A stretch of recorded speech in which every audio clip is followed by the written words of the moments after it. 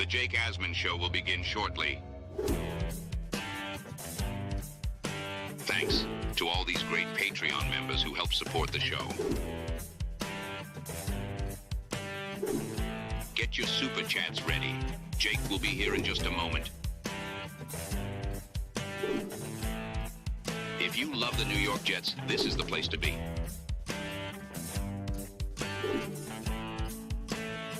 And now, the Jake Asman Show. Fighting through COVID, Joe B joins us in his weekly spot to talk about the New York Jets. Ladies and gentlemen, it is the Jake Asman Show. Let's hit it and get it started. Man.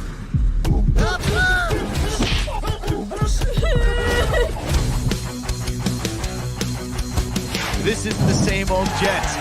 We have Aaron freaking Rodgers. We had Garrett Wilson.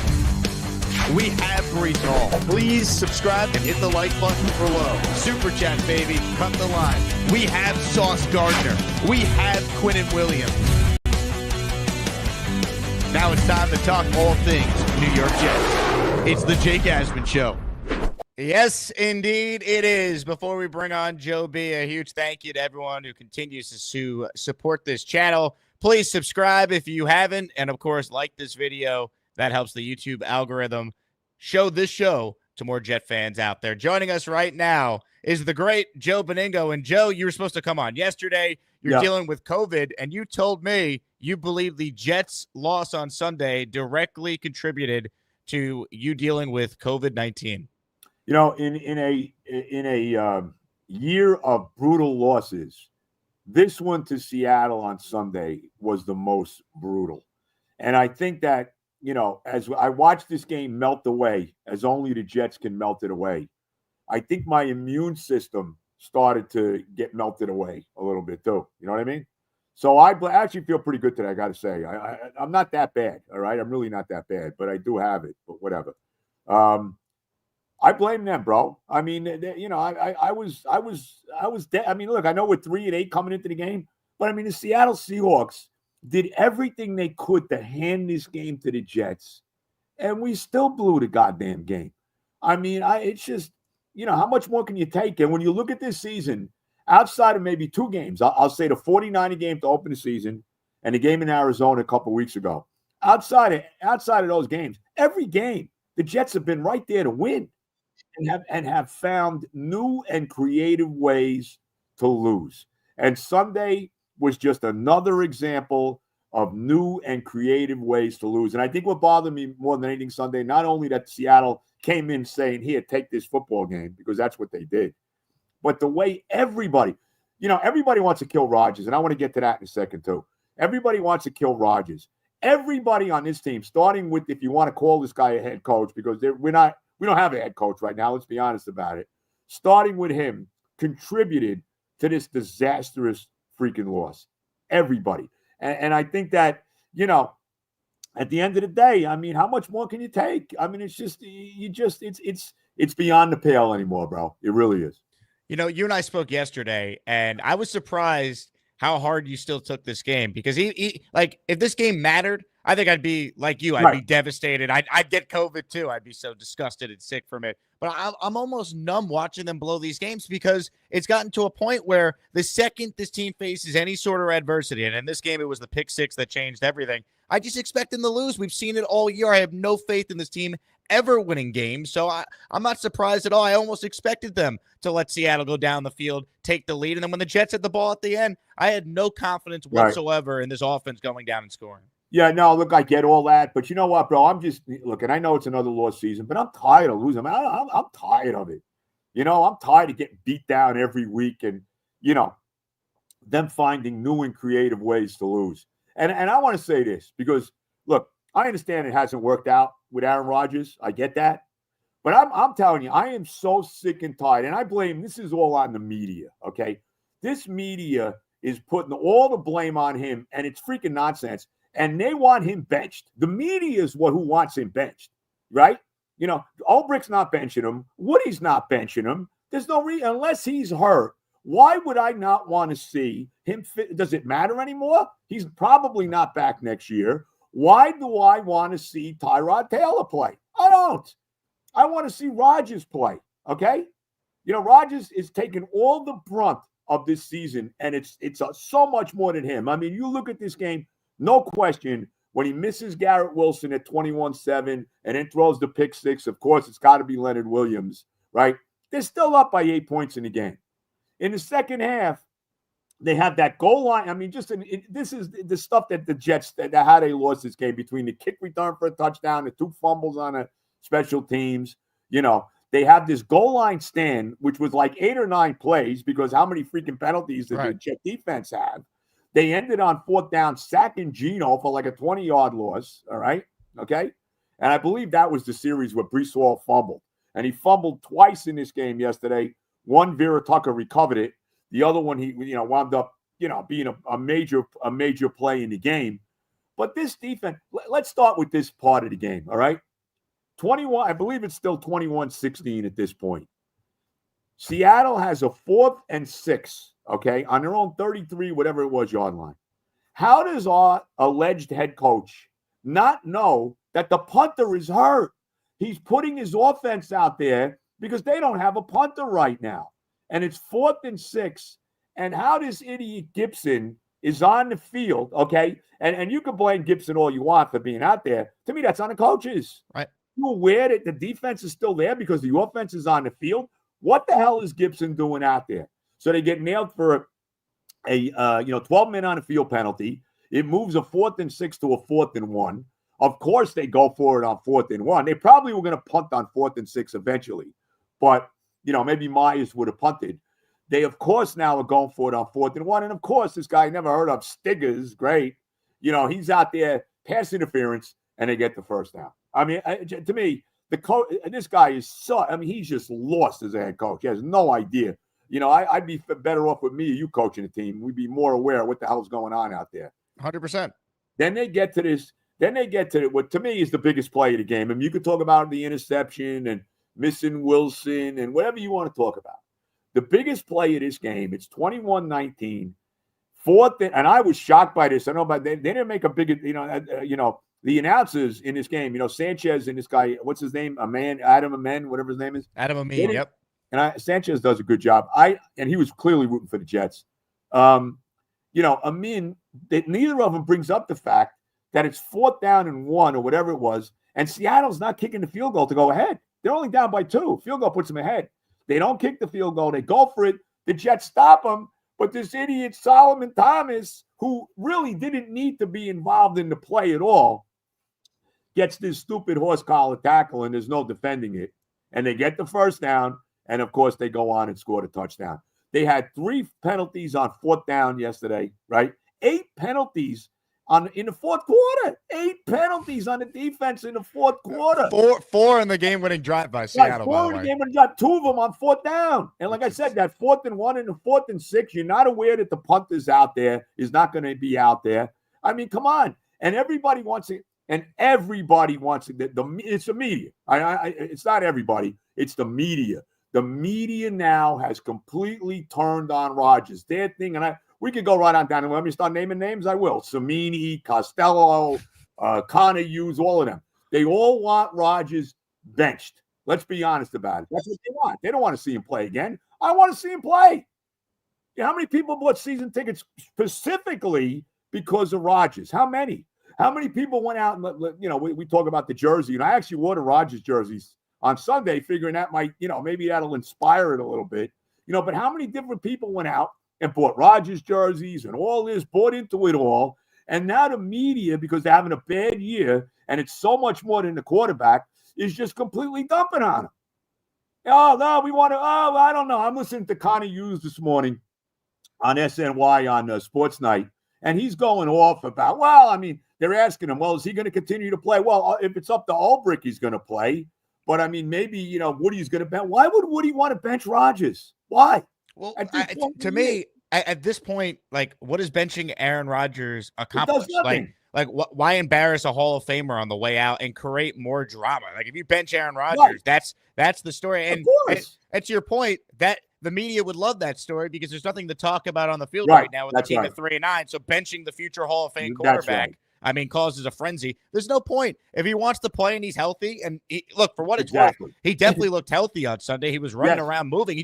What's crazy to me is I was still holding out hope, Joe. Hey, these last 6, if he's not on the injury report, he had to buy to get healthy. Maybe he could play well down the stretch and at least make it interesting whether or not you bring him back for a year as the bridge quarterback. But he's missing guys open. He's nowhere near what he was even earlier this year. So it's crazy to me that he looked healthier, but the accuracy was just not there on so many of these throws last Sunday. Well, you know what, though, and I don't disagree with that, but some of these other plays too. There was a 4th down play in this game where he got Devontae Adams down the sideline, and the pass was a little long, but Devontae lays out. He's got his hands on the ball. You're an all-pro receiver, okay? Maybe a future Hall of Fame receiver.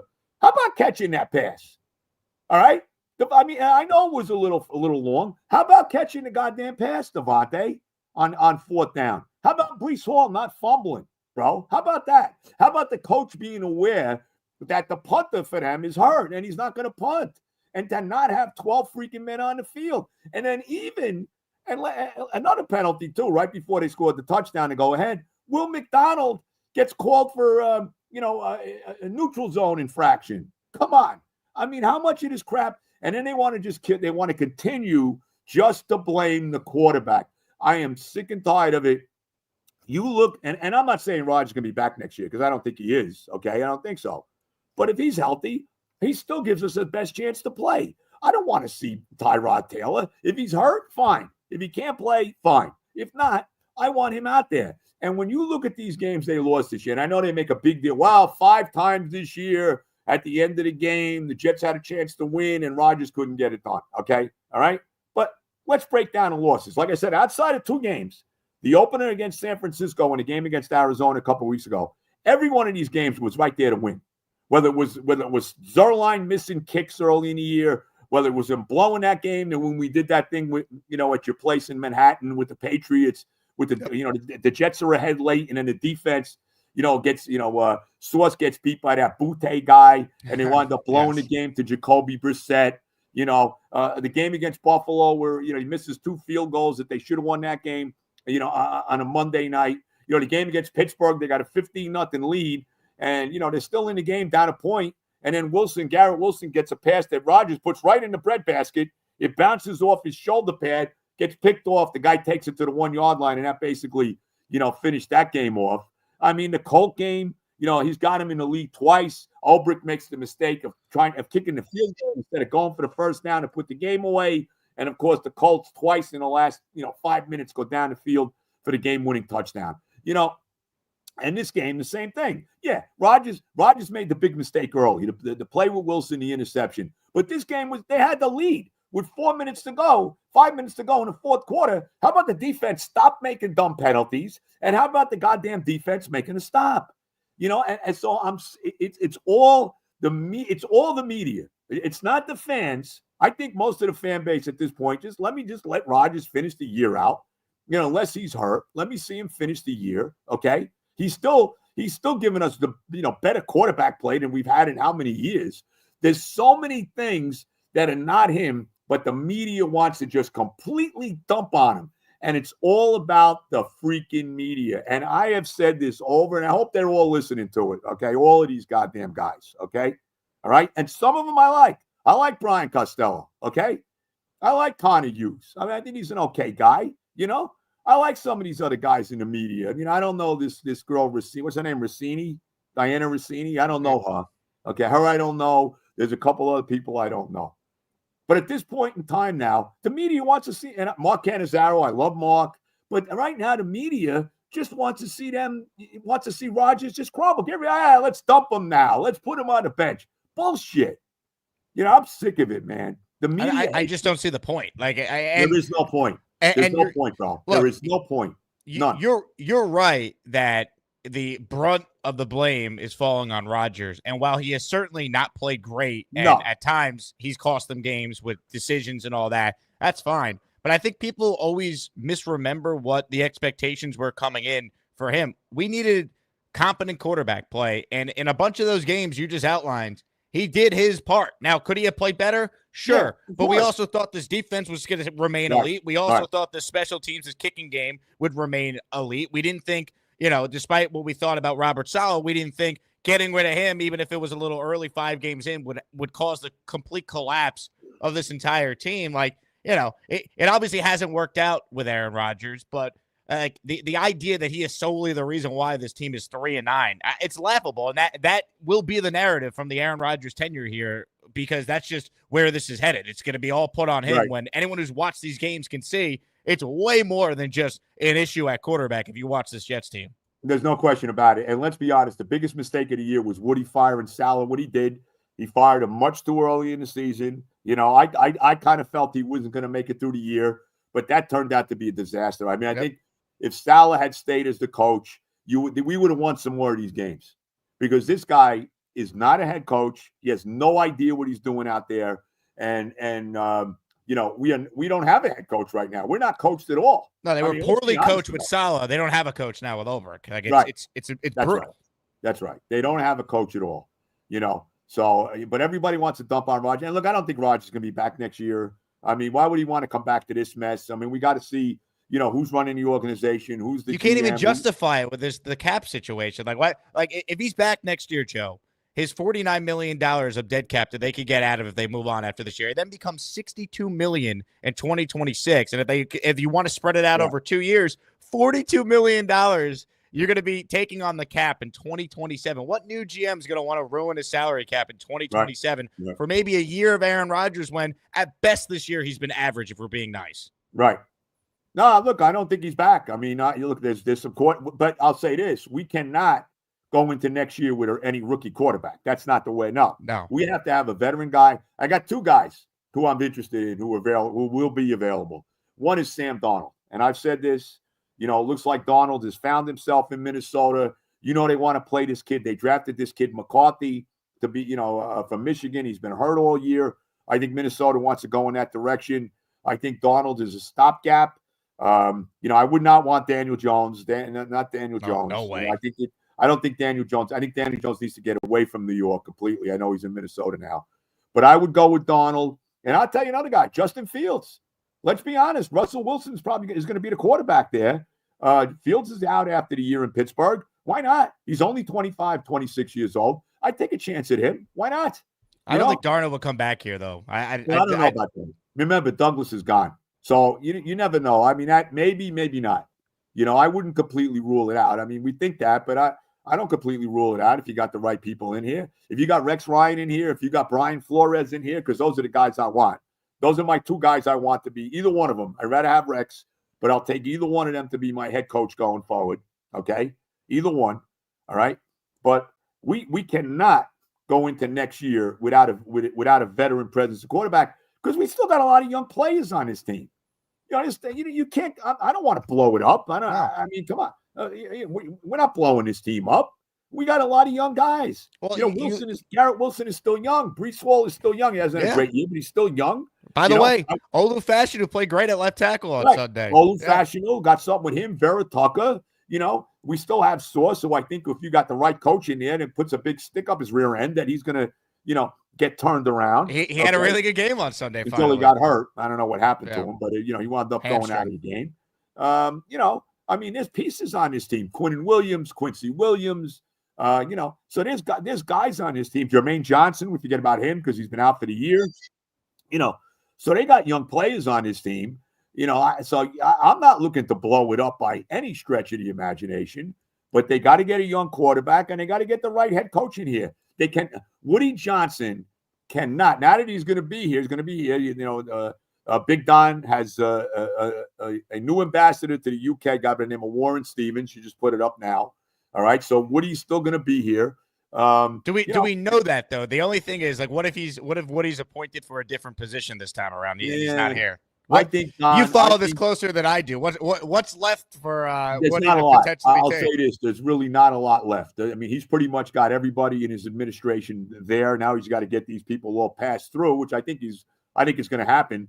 But I think Don should call Woody and say, Woody, straighten your goddamn football team out. All right. That's what, no, really. I mean, that's true. I wish I could talk to him. I love Don. I wish I could talk to him and say, Don, do me a favor. Just tell Woody, straighten the goddamn football team out, because they're a laughing stock of the NFL. And I think that, That's what I think he has to concentrate on. He's got to get his team, let's get this team back to where we need to be. I talk to these season ticket holders all the time. Nobody wants to renew. Why would you? No one's renewing. I can't. I don't know. Why would you? I don't know anyone who's renewing besides maybe like 3 people who tune into the show, and I have 40,000 Jet fans that tune in. It's insane. You even got people like Iron Staten Island. I mean, no more loyal Jet fan than him, who goes to basically every game. Goes road games and everything. Not so much anymore, but even he said, "What am I doing? What am I continuing to go to these games for?" And I don't blame him. Well, they raised the ticket prices, and right now you don't know who the GM is, the coaches, or the quarterback for next year. And they're going to raise ticket prices? Raise the ticket prices. I think if you went on StubHub or whatever it is right now, I think you could get a ticket for the Ram game for about $20. I mean, SeatGeek, promo code Jake Asman, Joe. You get $20 off. There you go. Right. There you go. You got it all covered, bro. There's no doubt. But I think it's Woody now. He's not going to be this ambassador. I don't think there's anything really open now in the administration. I think he's got to just get this goddamn football team straightened out now. I mean, that's it. We've had enough, bro. We are the most beleaguered. There's no question about it. We are the most beleaguered fan base in professional sports. I don't want to hear about Cleveland. All right. They lost last night, but they look a lot better with Winston at quarterback. That was the most Jameis Winston game of all time. 500 yards, 4 touchdowns, 3 interceptions, including 2 pick sixes. Amazing. Right, exactly. And what I was going to say was with Cleveland, they at least made the playoffs last year. We haven't made the playoffs in 14 goddamn years. A couple times they made the play. They made it with Baker too, and won a playoff game. Right, that's right too. Right. That's the year we beat. That's the other thing too. Let's go back to that year, because that's the year where everybody's the Jets. That was the last year with Gaze. We wound up winning 2 games, and everybody was killing them because they won those 2 games against the Rams and the Browns. Oh, now we're not going to be able to draft Trevor Lawrence. Well, how the hell has that worked out? How good is freaking Trevor Lawrence? And now he's hurt again. I know he got cheap shotted in this game by Houston, but how good is he? Is he any good? And everybody couldn't wait. Oh, even with Donald, when we got to suck for Sam. Well, we wound up with Sam anyway. And how the hell did that work? Mm-hmm. So, this idea about, like even finishing with the top, getting the top draft choice, it means nothing. It doesn't mean anything. I don't know. I like Cam Ward. I like Shadir Sanders. Okay. I like those guys. But do I know that they're going to be any good in the NFL? I don't know what they're going to be as quarterbacks in the NFL. Nobody knows. Now, if they took one of those guys, though, right? Because where this is headed right now, you got 5 games left. Other than Jacksonville, they're going to basically be an underdog in all these games. If they're finishing in that top 2, top 3 range, and they can get one of these quarterbacks, would you be on board with them taking one of those to Shador or taking Cam? No, I would. I know, of course. You got to take it. But I don't want him starting next year, though. See, that's it. I don't want him starting next year. I think I will put it this way. If you wind up getting as high up and you can get Sanders or Ward, and specifically those 2 guys, the other guys that I've seen this year that are coming out, Quinn Ewers in at Texas. I don't know how good he is. I don't love Jalen Milroe at Alabama. I know Mel Kiper has him rated the 3rd highest quarterback in the draft. I don't see that. He's very raw. You could see him being good if he sits and develops, but he's also a guy you could see the Jets taking and ruining because they'll play him too early and he won't be ready. Right. He's not really a guy that can, throw the ball in the pocket. I know they're high on the kid from Penn State, Drew Allard as well. But the bottom line is, if you draft high enough that you can get Ward or Sanders, and I don't know if Dion would let his son come. I think he'd fight him coming to the Jets. I really do. I don't. Unless they had a real head coach. If they had Mike Vrabel or had Brian Flores or someone like that, then maybe that would change things. Maybe even Rex. Maybe I don't know. But if that's the case, and they wind up with that high a draft choice, and you wind up getting one of those guys, what I would do is I'd start Tyrod Taylor next year. That's what I do, and I let this kid develop behind him, and then maybe halfway through the season, bring him in. That's what I do. Yeah. Well, let me ask you this. This is the first time I've had you on since the 33rd team was announced as basically the consultants to Woody Johnson for these hires. It's Mike Tannenbaum. I know you had Tannenbaum on. Yep. Rick Spielman. Your thoughts on that? I mean, my first reaction, Joe, was good. I mean, Tannenbaum knows the franchise. He knows how to be a GM in New York. I understand it ended poorly, but you know what? His experience speaks for itself. He hired 3 head coaches that all made the playoffs. I don't want Woody making these decisions. So I wanted to get as much info as possible to help advise him. So I liked bringing in Tannenbaum. Spielman did this last year for the Commanders, and look at them. What were your thoughts on that? Yeah, no, I like it because you got a guy that's had experience with the Jets. I mean, he should just be the GM. I mean, as far as I'm concerned, but you really love Tannenbaum, which surprises me. yeah, why not? I take the band back. I want Rex Tannenbaum. Bring him back. Let's go. Get me Brian Schottenheimer too. I was in Dallas. No, yeah, he's available. Did I tell you about my conversation with Shotty? No, you never did. When was this? So this was at the Combine this year. Very brief convo. He walked into the bar I was at, very crowded bar, and I just yelled at him, Shotty, 2010 Jets for life. And he gave me a smile and a wave, and he kept walking. Great interaction, Joe. Tremendous. There you go. That was very good. It was great interaction. Yeah. But anyway, look, we can't get it wrong this time. Woody Johnson cannot get this hire wrong. We cannot continue to suffer as a fan base like we have suffered. I mean, that's it, man. We gotta turn this around, and we got to start turning it around like next year. There's no more gray area anymore. But as far as Rodgers, unless he's hurt, he's got to play the rest of the year. And I'm sick and tired of the media making him the one and only scapegoat for what's happened this year. It's so tough because I understand he deserves criticism, but it just, you could see it's so disingenuous at times with how over the top it is. He's the only reason why this team is 3-9. Right. You know, like in the paper yesterday, you know, after every game, Costello does his little thing. You know, he does the hero of the game, the zero of the game, and all of that different stuff, right? And of course, the hero was Leonard Williams, of course, and the zero is Rodgers. Why is Rodgers the zero? There's so many. How about this freaking head coach not knowing that the punter was hurt? How about the 8 penalties by the goddamn? How about Solomon Thomas being the zero as he pulls the guy down for no reason with a horse collar when the guy was going to be stopped anyway? I mean, how about that? How about Breece Hall being a zero for the fumble? You know, I mean, I'm so tired. They can't wait to dump on this guy. They really can't. And they just want to all they want to do now to media is just run him out of town.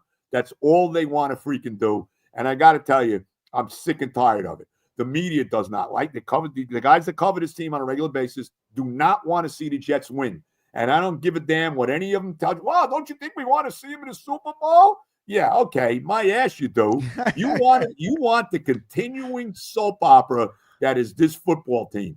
And the laughing stock, whether it's the butt fumble, whether it's Victor Cruz down the sideline, whether it's the fake spike, you know, the injury to Rodgers last year, 4 plays into it, could only happen to one franchise in sports. And that's the Jets. Well, that's where this all starts, right? Because we'll never know what would have been if he plays last year. Maybe they underachieved. Maybe they go 9-8. They don't make the playoffs, whatever. But then there's maybe a different coach here this year, and we're in a better. Mike Vrabel's maybe here now coaching this team. That's true. And they're not 3-9 if they had better coaching this year. That's been the biggest problem this year. Not Rodgers, not one unit. Right. They have no coach. They're 3-9 because of the coaching. How do I know this? All you need to know is they've lost 4 games this year where they blew leads in the fourth quarter. They've lost 6 one-score games this year by an average of 3 points. It's not like they're getting blown out. They've been blown out twice all year in these 9 losses. That's it. You talked about it. The Cardinal game and the Niner game week 1. Every other game, they've been right there with a chance to win. No question about it. Now, the coaching has been – this guy is not – look, he's a nice guy, Ulbrich. He did a nice job as the D coordinator. He's so over his head as a head coach. And, look, another big mistake Woody made when he fired Saleh, what he should have done – you look what they've done in New Orleans, and I know they got beat by the Rams this week. They brought in – they didn't take one of their coordinators to be the, offensive or defensive coordinator to be the head coach. They gave it to a lower coordinator. They gave it to this guy, Rizzi, who's actually, Bergen Catholic guy from up here by me in Bergen County. And that's what they should have done. Just left Ulbrich alone as the defensive guy and gave it to Ron Middleton, gave it to Brant Boyer, somebody like that. They would have been a lot better off doing it that way. They really would have. Yeah, 100%. Comments, questions, super chats for Joe B. Shout out to everyone who's watching live right now. If you're one of the 800 people in here, make sure you like the video and subscribe to the channel. Super chat from Doug, who says, Joe, which will be more painful, the annoying Chiefs three-peat or the Bills win their first title? I know you don't hate the Bills as much as the Pats or Finns. I hate the Bills more than anybody now. I can't stand them. I can't stand Sean McDermott. I can't stand Josh Allen, as great as he may be. I hate him. I hate the Bills. I hate their fans. I hate everything about them. They have now moved into the area that once was reserved for Miami back in the 70s and 80s and into the 90s. And then, of course, for the Patriots in the 2000s, Buffalo is now taking over that mantle, okay? I never had that hatred for them in the old days. I actually rooted for them in the 4 Super Bowls they lost. I got great respect for that team. To me, that's the greatest team ever that never won a championship. I hope that record of 4 straight Super Bowls is nobody ever does it, and that they have that always to hang on. But, I hate the Bills now. I have nothing against the Chiefs because the Chiefs have done nothing to me. You know what I mean? Like the Chiefs have done nothing to me. They won 3 championships and all that, in the last 4 years. But I don't like them, but I'd rather them win than Buffalo. I don't want to see the Absolutely. Bills win. Yeah, Absolutely. Come on. I'll tell you the team I'm rooting for to win the Super Bowl this year. Detroit. I know it. Detroit. It's got to be Detroit. Yep. Yeah, no question. I mean, and the Lions are the best team in the NFC. Maybe the Eagles. I mean, I can't discount the Eagles. I still don't buy Minnesota. I don't buy Green Bay. I know that division is very, very competitive. To me, it's either Detroit or Philly, but I think Detroit's the best team in football. Now they got away with it. They got away with that Bear game. I think they got a little too cocky in that game. They had trouble in the red zone. They had to kick field goals. Gibbs had that big fumble. And look, the coach Eberflus cost him the game. What the hell was he thinking? But I tell you, Caleb Williams looked pretty good, man. If I'm a head coach, if I'm a coordinator like this guy Johnson in Detroit, he's going to wind up coaching the Bears, in my mind. What scares you is that division's really good, and it's like the Bears are like the NFC Jets. Like it just, for what can go wrong usually does go wrong there. So that's what scares you. But for everyone who says that, myself included, you brought up the Lions. The Lions are now the example we point to on like this model franchise. Like it just shows you, and getting it back to the Jets, if they get the right GM and coach in here, you could turn it around. There's no curse, none of this nonsense. You have to get the right people in charge, and you could turn your franchise around. Detroit's the best example of that. No question about it. Dan Campbell's done a phenomenal job there. He's got big balls. He takes chances. I mean, people get on him for what happened in the championship game last year, but, he lived and died with going in for it on 4th down. It burned him in that game. He'll learn from it. And I fully expect to see the Lions in the Super Bowl. I really do. I don't know if they're going to win, And I think the only other team in the AFC besides Kansas City and Buffalo is Pittsburgh. That's it. I don't buy the Baltimore Ravens at all. I don't think their defense is that good. I think Lamar Jackson, as dynamic as he is, if you keep him in the pocket, he's not beating you. Let's, we've seen that many times now. So I don't buy Baltimore. I think Pittsburgh is dangerous. I really do. I think they are a team that maybe you don't want to see them in the playoffs, but you would think right now it's Kansas City, Buffalo, and Detroit, Philly right now in the NFC. I mean, that's what it looks like. Huge shout out to Adam. He signed up and became an Asmaniac here on YouTube. He writes in, Joe working sick, man of the people. 2025 is about the right GM, head coach and staff. Play a bridge quarterback, Tyrod Fields, etc. Take Will Johnson, stud.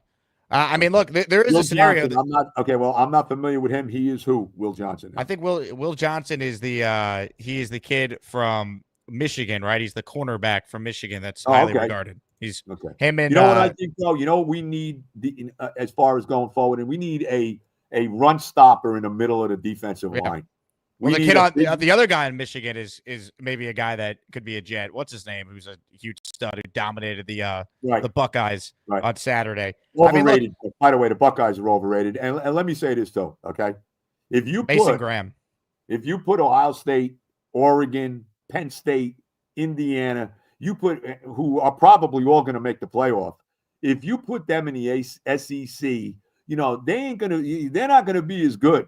The SEC is like it's almost just a couple of the NFL. I mean, I got to tell you. So I got to throw that in there. I mean, you go on the road in the SEC, you go to Florida, you go to Vanderbilt, you go to Auburn, you go to LSU, and I'm not talking about big time teams there. You go to any of these kind of places, you could lose. I mean, it is a very competitive league. The Big Ten's probably going to get more in the playoff than the SEC is. I mean, Georgia and Texas are both going no matter what happens in the championship game. I think they're both in. Even if Georgia loses with 3 losses, I think they'll get in. And then I think there'll be another SEC team. And really the team that should be there is South Carolina, because I know they lost to Ole Miss and I know they lost to Alabama. But right now they're playing better than anybody. So I know we're getting away from ourselves in college football here. That's all right. Anyway. The Jets are 3-9. We need a nice little escape. So we're I'm moving to a little different subject football wise, but we'll take it. Super chats for Joe here. Jaro says, sad reality. Rodgers is washed, yet he's our best quarterback in 25 years. How pathetic is that? only the Jets. Well, I mean, he's definitely putting up the best statistical season since Fitzpatrick in 2015, which he's got like 19. He's got 19 touchdown passes, and I think he's thrown 8 interceptions, 7 correct. or 8 interceptions. Yep. I mean, it hasn't. Who's the last Jet to throw 19 touchdowns? That was Fitzpatrick when he threw 31 9 years ago. Right? That's it. Ridiculous. Yep. Snake says, Joe B. the legend, USA. Doug writes in, Joe, in decades of watching football, name a few quarterbacks you knew would be great coming out of college. My friend's dad sadly knew Marino will be great. I knew Marino would be great. No doubt about it. I love Marino at Pitt. One of the biggest mistakes the franchise ever made was drafting Kenny O'Brien over Marino. That was a disastrous mistake by this franchise. They listened to. Were you going crazy in real time when that happened? Oh, I was delirious. Who the hell? First of all, you got to remember back then. This is 1983. You got to remember we didn't have all the access to all this different stuff we got now, obviously. And I got my information from Sports Phone. I remember, the draft was on like a Wednesday in the middle of the week at like 1:00 in the afternoon. It wasn't the primetime extravaganza they've turned it into now. And I remember calling up Sports Phone to find out who the hell the Jets drafted. And when I found out, I said, Kenny O'Brien from Cal State. Who is this guy, Kenny? I never heard of this guy. And then finding out that Marino was still there. And, of course, he winds up in Miami. See, I think the Jets bought the bullshit that Marino was doing drugs because there was all kinds of rumors he was doing coke his senior year. And maybe he was, and who cares? But whatever. And, how'd that work out, right? But anyway, yeah, that mistake, the not drafting Marino set this franchise back, at least 10 years, because had they drafted Marino with the team they had in the 80s, I don't know if they would have won a Super Bowl because you had all those great NFC teams that were, the Giants and Washington and San Francisco and the Bears. You had all those big-time NFC teams in the 80s, but they would have been there. I think they would have made a couple Super Bowls because they had the team. What they never had was the quarterback. So that was a killer. And the other guy I knew was going to be good coming out of college, not that the Jets had a shot to get him, was Donovan McNabb. Watching him at Syracuse, I knew McNabb was going to be good. Look, he didn't win a Super Bowl. I understand that, but he was a tremendous quarterback for the Eagles. So, but I knew Marino was going to. I loved Marino at Pitt. I was a big fan of him. The Italian guy, all of that. It was a big deal, and I was beyond pissed off when they drafted O'Brien ahead of him. Speaking of Italians, Neil writes in, Jake, play my song for Joe. Remind him of our time together at T-Squared. So you met our guy, Neil, long-suffering Jet fan, season ticket holder. It was at the AFL title game at Shea. That's how far back he goes with the Jets. Earlier this week, Joe, he submitted a song. So I'm going to play the song for you right now because I know you love to sing, and you could rate Neil's performance. Here we go. Okay. Oh, Neil is... Don't let anyone say that it's just a game. For I've seen other teams play and it's never the same. When you root for the Jets, you're sick in the head. And when the Jets win, I may be long dead. Our hero is Ed and he wears jet green. This is the worst team that I've ever seen. Despite all the losses, the ups and the downs, the coaches, they come and they go, keeping traditions and wishes made new, the place where our grandfathers and fathers grew, the spiritual feeling if I ever knew. And if you don't watch Jake, I feel sorry for you. And when the day comes with that final Super Bowl run, and I'm drunk and I'm covered in beer, I'll look to the sky and I know I was right to say, someday we'll go all the way. Yeah, someday we'll go all the way. Let's go, Jets. Joe, your thoughts? No, it was good. I give him credit. That's a good job by him. I love it. Look, we're not going to see. I'm convinced. I will. Maybe you will, Jake. You'll be about 60 years old. 30 years from now. Yeah. Maybe you will see one day. Like I say, 30 years from now. But what's the gentleman's name that sang that song? What's his name? Neil. Neil and I forget it, Neil. We got no chance. It ain't happening. I'm telling you right now. As long as I'm on the earth, I thank God, Neil, that we both have seen the only one that there was, because I don't see where we're ever seeing another one. It's unbelievable. Now, I'm not rooting for this. I want to make this very clear, but I know you have talked about this on your podcast and, of course, on the Fan. When you're no longer with us, Joe, is that the year to bet the mortgage on the Jets? There's no question. That's it. Oh, yeah. When you find out Benigno dropped dead, for whatever reason, that's it. I mean, just immediately, whatever the odds are in Vegas, get over there and put the house down, like you said, put the mortgage down. Let's go. That's the year they win. Incredible. All right, rapid fire through some super chats here. We're talking with Joe. He's battling through COVID to hang out with us here and still come on the show this week. Fiore says, good head coach, and we're a playoff team. If Rodgers takes a pay cut from the $35 million, the dead cap will come down. Belichick doesn't think he's done. I mean, is Rodgers really going to take another pay cut? Is a new regime really going to want to deal with a 41-year-old next year? Like, it just feels like there's too many factors at this point for him to be back. I don't see it personally. Yeah, I don't think he's coming back. I will say this: if we have the right situation in there, I wouldn't be adverse to him coming back for a year. Again, I mean, if we wound up getting a high draft choice and we can get one of these top quarterbacks, I wouldn't be adverse to him playing again next year. But I just don't think it's going to happen. And like I said, the media is doing their best to try to run him out of town. NYC says, how about Jameis Winston as a stopgap? Oh, he looked pretty good. Is he a free agent at the end of the year? He is, yeah. He was on a one-year deal. Bad. He's looked pretty good. I like Jameis Winston. I mean, he does throw picks. I mean, there's no doubt about it. They'd be entertaining with him on offense. Yeah, I mean, they'd move the ball. I kind of like Justin Fields a little better, I think. I think Garrett Wilson would probably like that. His old college quarterback. Garrett Wilson would probably Garrett Wilson would have played with him at Ohio State, yeah. No, I would – see, I think what we need to do is rein it in. That's why I want Rex. I want to go back to the ground and pound. We got some running backs here. We got Allen. We got Brees. Our offensive line looks like maybe it's coming together a little bit. I think we got to be a little more with the run game. We're too pass. We throw the ball too much, even Sunday. It got away from the run too much in this game. I think we got to go back to ground and pound. We got to go back to playing defense with man-to-man defense and blitzing, which this team does not do. I think that's how we got to play. I really do. Bo says, Joe gets fair points, painful but honest. Amen. Chris is blaming me somehow for Saleh being fired. Wood kept, I don't know, there's a bunch of typos in here. I don't think Woody Johnson fired Robert Saleh because of me. In fact, I was with you, Joe. We were shocked when it happened live on the air. I thought it was going to be if they lost to Buffalo, maybe he'd be gone, not before Buffalo. Right. NYC says, what about taking a quarterback who played a lot of college games, similar to the quarterback in Denver? Your thoughts? So that's Bo Nix. I mean, I don't know necessarily who that guy is. That Carson Beck, maybe? Like if you do that in the second round? I don't love him at Georgia, but I will say this. I think that's a great point he brings up because you look at what's happening with Nix now. I mean, what did he play? 50 years in college? He was at Auburn, and then he wound up in Oregon.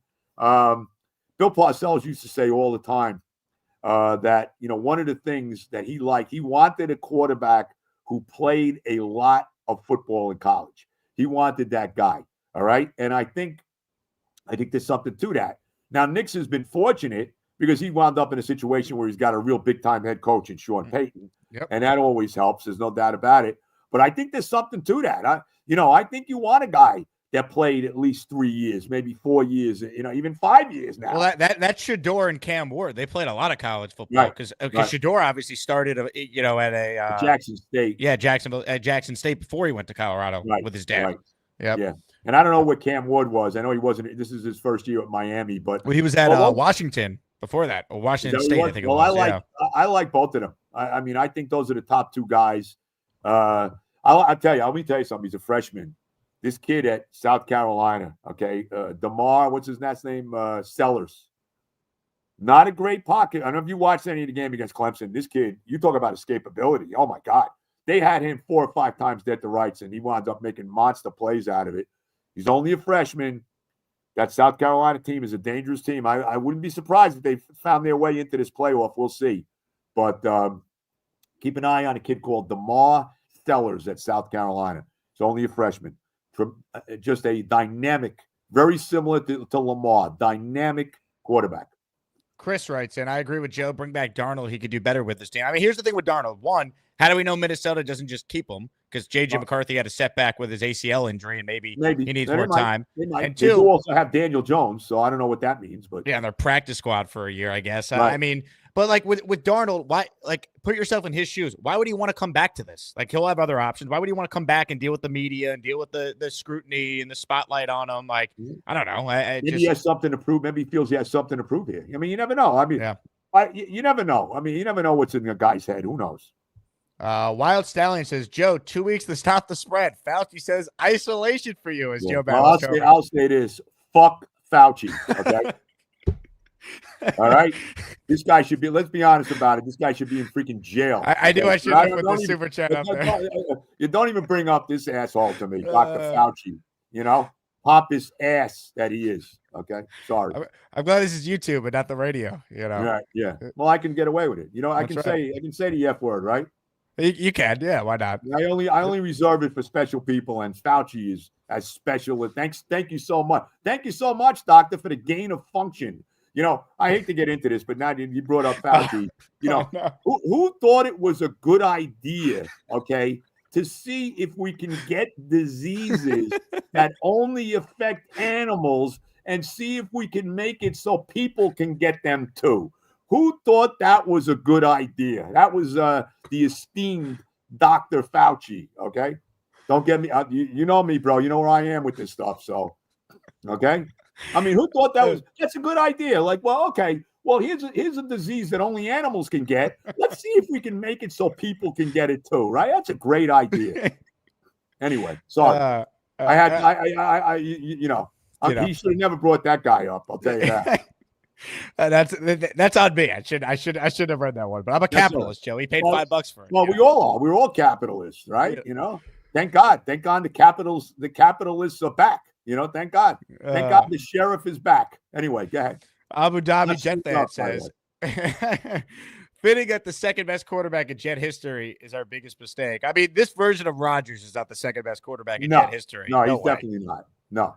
Okay, so Namath is obviously one. You've seen them all, Joe. Who are the top, let's say, top 4, top 5 quarterbacks in this franchise's history? The top 5 quarterbacks in the franchise history, I think you got to put O'Brien in there. I mean, I think you do. I think he had some good moments, and no doubt. I mean, Joe Walton was a terrible head coach.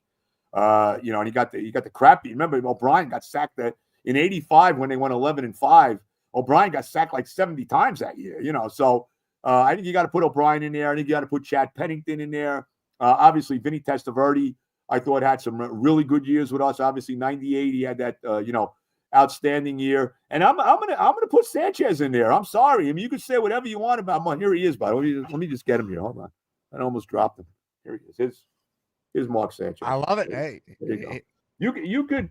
You could put Sanchez in here too. I mean, he won more playoff games than any Jet quarterback in history. He beat the 2 most iconic quarterbacks of the generation, Peyton Manning and Tom Brady, in playoff games in back-to-back weeks on the road. So I think those are the guys. I think it's Namath.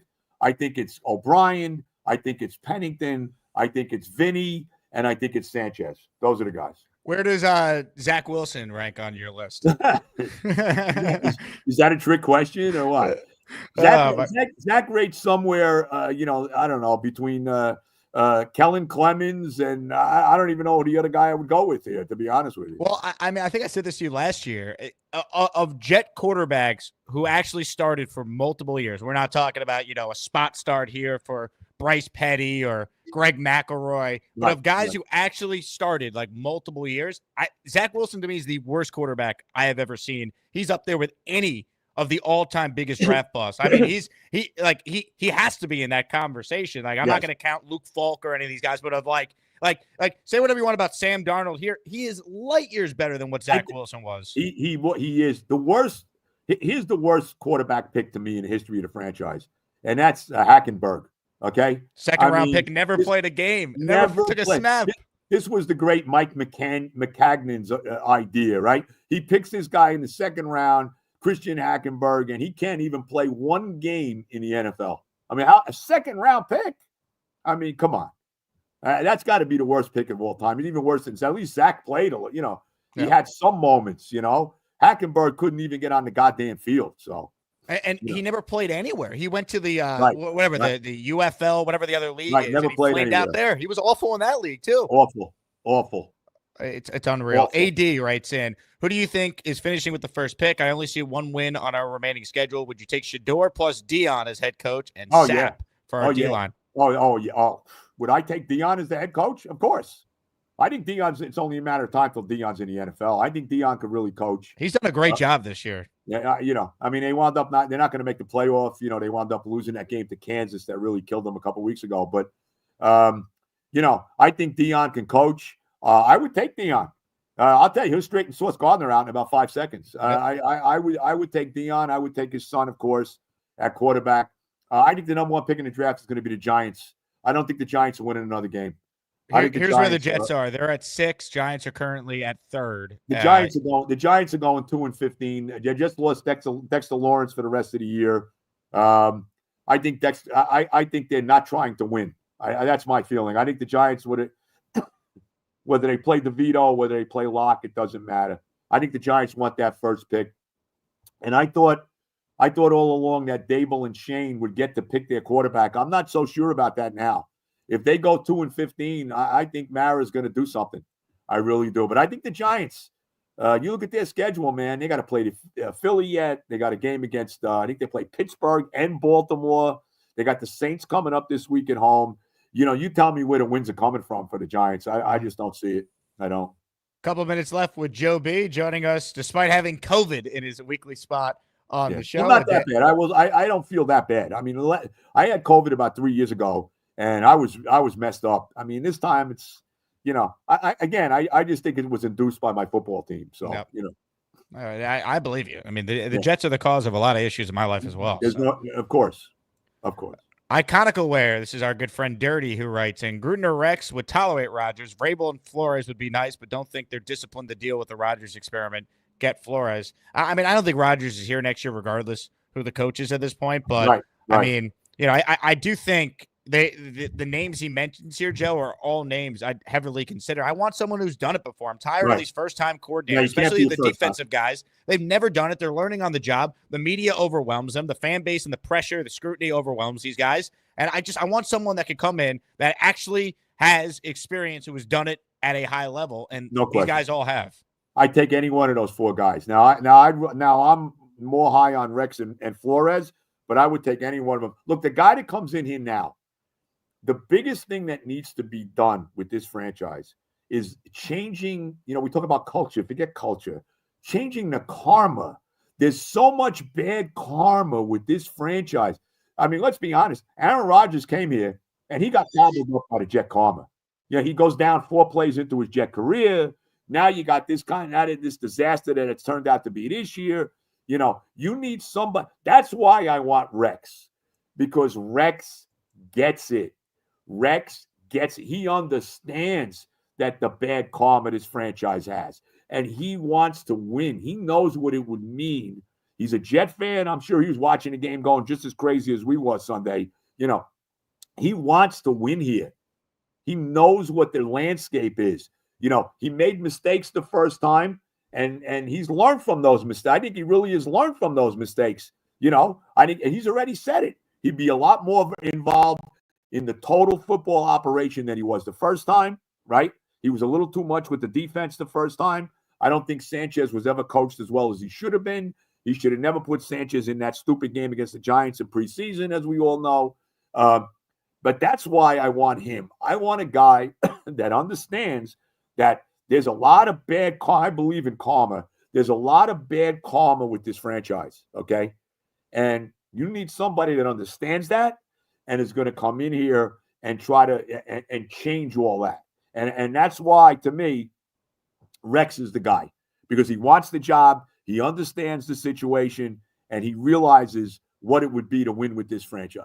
I'm going to give you a name for his offensive coordinator if they do hire Rex. And these 2 guys know each other. Brian Dable. How would you feel about that? Not adverse to it.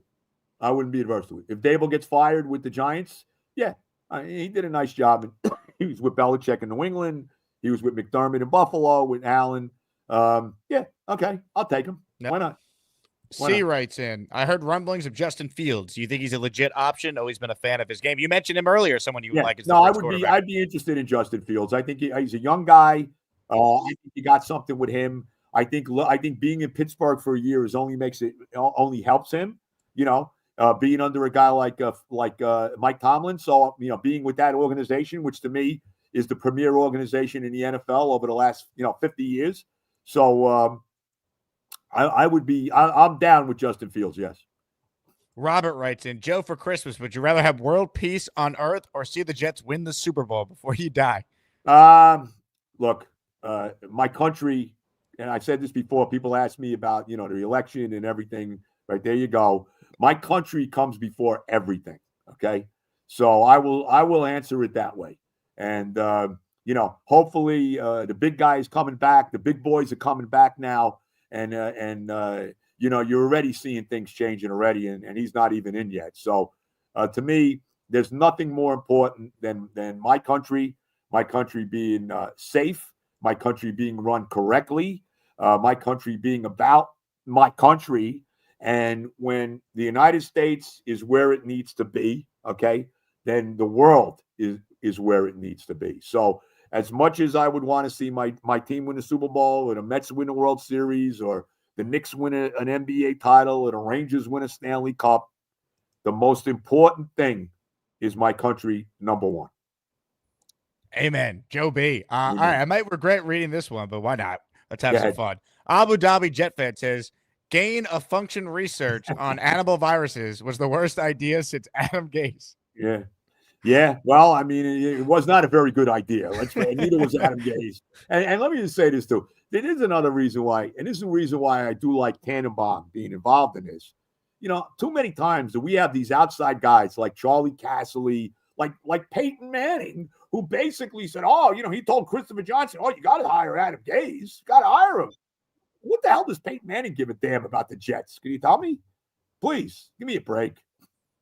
And no one ever calls out Peyton for that, by the way. He gets a complete pass for recommending one of the worst head coaching hires in the history of the sport. Because he's a wonderful guy, and he's an all-time great quarterback. Yep. And let's be honest, we beat him. The last game he ever played as a Colt, we beat him. We stuck it up his ass. They beat him twice. I know they got the best of us in 2009 in the championship game. But, yeah, I mean, in 2002, the last time this team had a home playoff game, they crushed him. What was that, 41-0 that day? That was a party. I was at that game. That was a tremendous – oh, my God.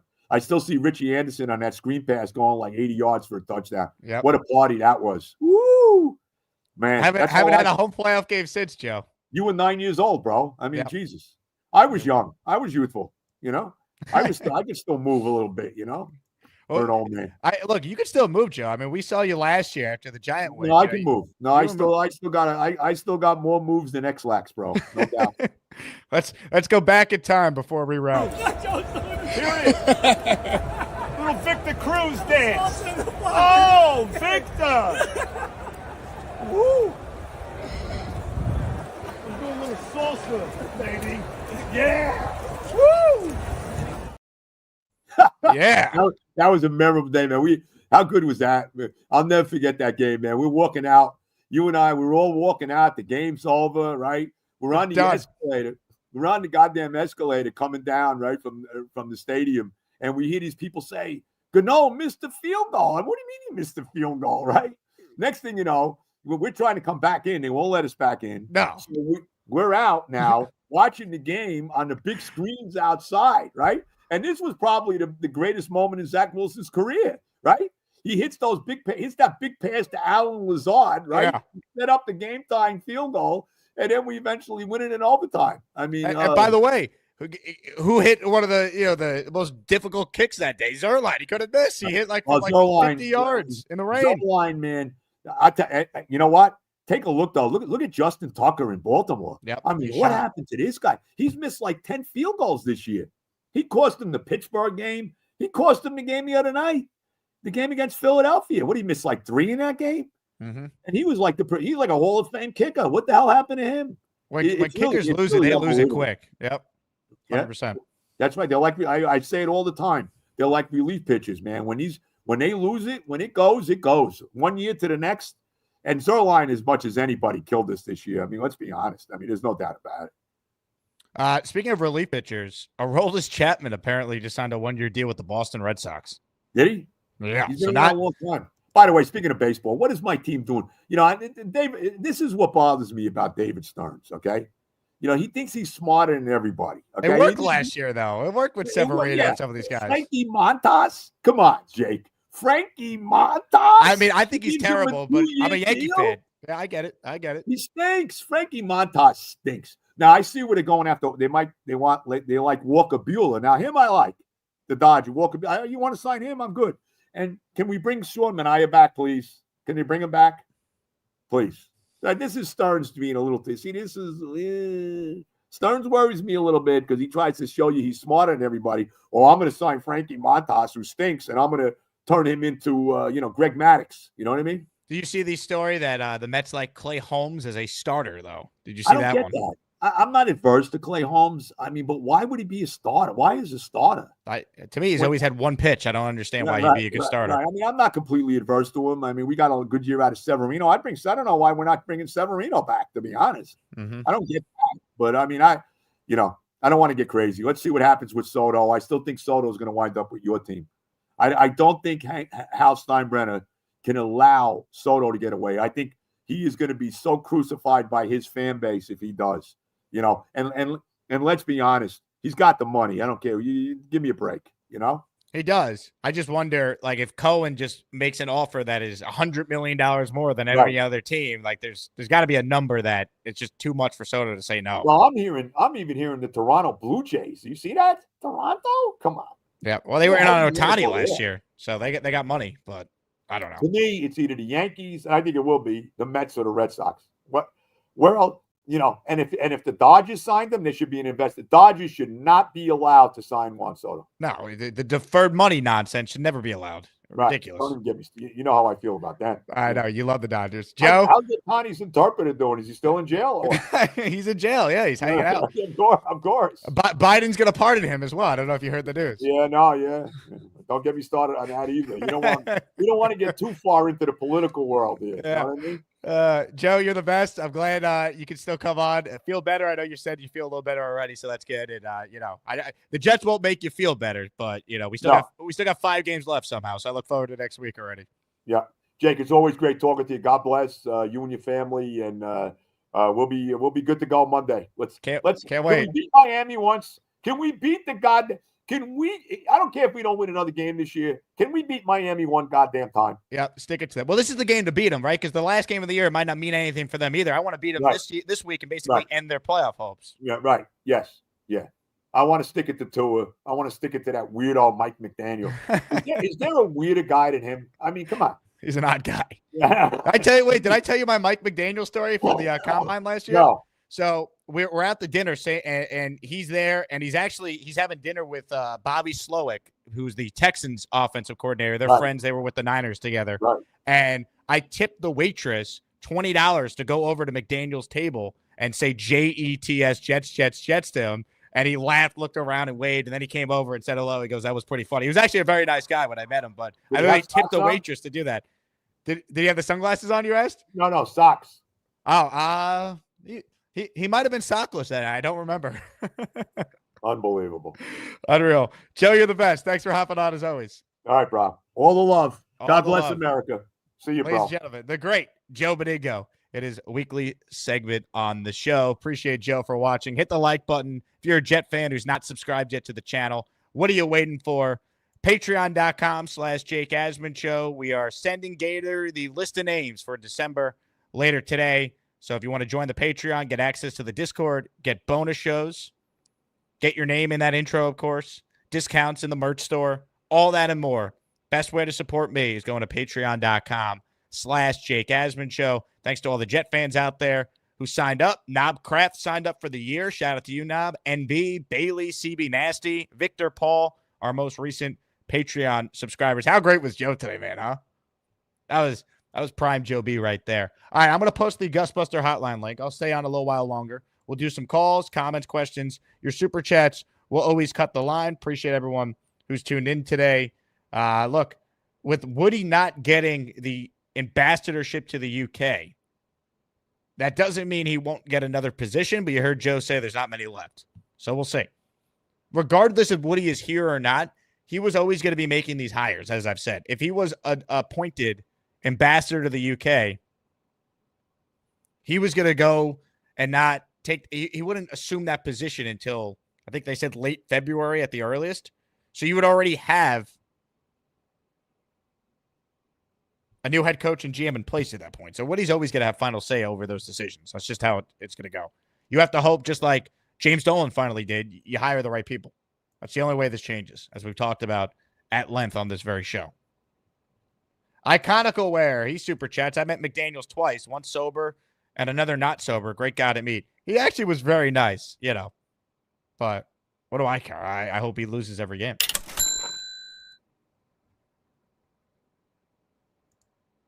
I hope he loses every game. All right, comments, questions, super chats were presented today by Underdog. Folks, there's NBA basketball tonight. The Knicks in action against the Magic. I will be at MSG. If you're looking to make this game interesting, get an Underdog pick'em entry in, all right? I'll tell you what I like in this Knicks Magic game later. I'm going to go to Underdog right now, and I'm going to put together an Underdog pick'em that I enjoy. But first things first, use code ASMAN if you've never used Underdog before. Download the app, and they'll give you a 50% deposit match up to $1,000. But you look at the NBA tonight, there's a bunch of games for those who are basketball fans like I am, or if you're a hockey fan. By the way, how bad have the Rangers been? Yikes, getting crushed by the Devils last night. Ugly. Don't mind it at all, though. Go Islanders. Magic Knicks tonight. Here's what I like in that one. Brunson's balling tonight. Higher than 24.5 points. I'll give you an OG Anunoby play I like. I like OG higher than 1.5 assists. And then you got to pick one player on the Magic. We are going to take the higher on Jalen Suggs. So those are the three I like in that game. Make your own picks with Underdog right now. Any sport they have. They already have some early football action for the Jets and the Dolphins you can take a look at. Download the app if you haven't played. It's a lot of fun, and they've been an awesome sponsor for the last year and change on the show. Comments, questions, super chats. They cut the line. Let's open up the Gusbuster hotline. Steady Eddie is first up. What's up, Edward? Good afternoon. Yeah, well, it's still morning. How are you doing? I'm good, Edward. How are you? Where's your phone right now? It looks like you have like Parkinson's. It's in the cup holder. There we go. There we go. Yeah, so I just have one request to make. Yep. Okay. Let's try to keep the politics out of this. I just want to talk sports when I'm on these things. I respect Joe, but I have differing opinions on politics. But that's okay. Everyone's allowed, but not here. Let's just keep it sports here. We always keep it sports, but Joe's gonna be Joe. You got to let him be Joe. Yeah, I get it, and I respect Joe. I like Joe, and I'm one of those people that is not going to lose a friendship over politics. I refuse to allow politics to ruin my friendships. I know some people don't talk to people that vote for certain people, but to me, that's just bullshit. Because it's only like the last 15 years people announce who they vote for. It used to be nobody said anything. Nobody talked about it. It was nice and quiet, People would go and vote, and they just did what their shit did, Nobody cares. But hey, I'm with you, Edward. I mean, I'm not a very political person, so I talk about sports. That's what I do. So yeah, I mean, I'm different from Joe on his opinion about Rodgers playing though. And here's my bench Rodgers. Why play him? We're not going anywhere. Yeah, but why not play him? What's the point of playing Tyrod Taylor? Because I want to see what we got. I really do. I want to see what we got. I want to see what Adrian Martinez can do. They're not playing Adrian Martinez. I don't know. I just kind of want to see what he could do, because if he is good, he could be used as trade bait. Anything. I don't know. Trade bait? You think any team is giving you anything for a practice squad quarterback? I don't know. I do know. You're not getting anything for Adrian Martinez. Well, because he's on the practice squad because Tyrod's the backup. But you know what you got in Tyrod. Right, I think Tyrod should be the starter next year. I've seen enough of Rodgers I mean, to me, it's not that I hate Rodgers. I love Aaron Rodgers. I think he's a great person. Here's why I don't want to bench him, Edward. I've seen him miss too many open passes all year long. It's almost like Zach Wilson trained him instead of him training Zach Wilson. Zach Wilson didn't throw more than, I think he had 8 touchdown passes last year. Let's not act like I get Rodgers that. hasn't been way better than Wilson. Come on. But also, I'm not a Zach truther. Don't worry. Benching Aaron Rodgers causes a bigger shitstorm for the Jets right now, and they don't need that. I don't see the benefit of sitting him down. The season's over. Let him go out, playing if he wants to play, if he's healthy. I don't see the benefit of benching him, embarrassing the guy publicly, and everyone just dunking on the Jets and talking about how big of a failure the Aaron Rodgers already is. We know it's a failure. Let's get through these last 5 weeks. If he wants to play, that's fine. I'm not going to sit here and, advocate for benching the guy. It does nothing. It does nothing at all. I don't know. There's just too much weirdness going on. This has been like a disastrous season, mostly because of the expectations. I think that's why it's hurt us so bad as fans. It's because we really thought we had something there. And the coaching let us down. I think Woody's decision to fire Saleh after 5 weeks was a knee-jerk reaction to losing it in England and embarrassing him in front of all his friends in England. I really think that's what part of it. Yeah, I think that obviously played a role. Woody thought he was smart being proactive with the decision rather than waiting. He thought the team needed the spark like it's baseball, and it's not. I mean, obviously, he underestimated the impact that Saleh had on this defense because his defense is completely cratered since that decision. Do I think Robert Saleh was a very good coach? No, but obviously, it proved to be the wrong move. I mean, we got to call it for what it is. I think if you could have a do-over on this year, you wouldn't have fired Robert Saleh. I think that's obvious. Steady Eddie, everybody. What a call. Didn't want to talk about politics. Proceeds to talk about politics. Incredible. Hit the like button if you're just tuning in. I'm not benching Aaron Rodgers. What is the point in making the Jets a bigger laughingstock by doing that? Embarrassing the guy on the way out. Rodgers has never bashed the organization publicly. He's only said good things about the fan base. Why are we benching him? The season is what it is. All right? Now, if he's hurt, that's a different story, but he wasn't on the injury report this past week.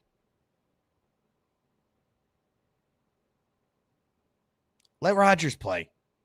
It doesn't matter. Now, if it's the last game of the year and you want to start Adrian Martinez because you have a chance of the number 1 pick, fine. The Eagles did that a couple of years ago when they benched what's-his-name so they could lose the last game to the Giants and get a higher pick. And by the way, that worked out for them. They don't have Devontae Smith if they didn't do that. Now, I'm on board if it's the last game. You want to lose to Miami, get a better pick, fine. But there's 5 games to go. I'm letting Aaron Rodgers play.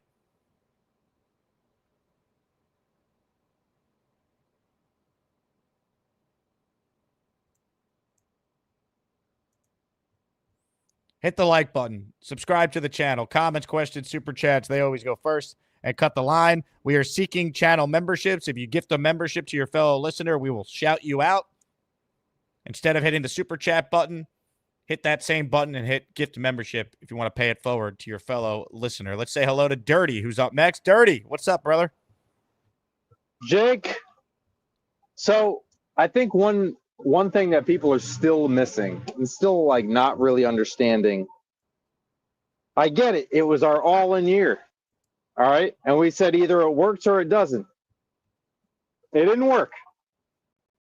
That's the end of the story. It didn't work. We can't be caught up in whether we bench Rodgers, we do or we don't. That's not going to help us. We look forward to what is going to happen in the future.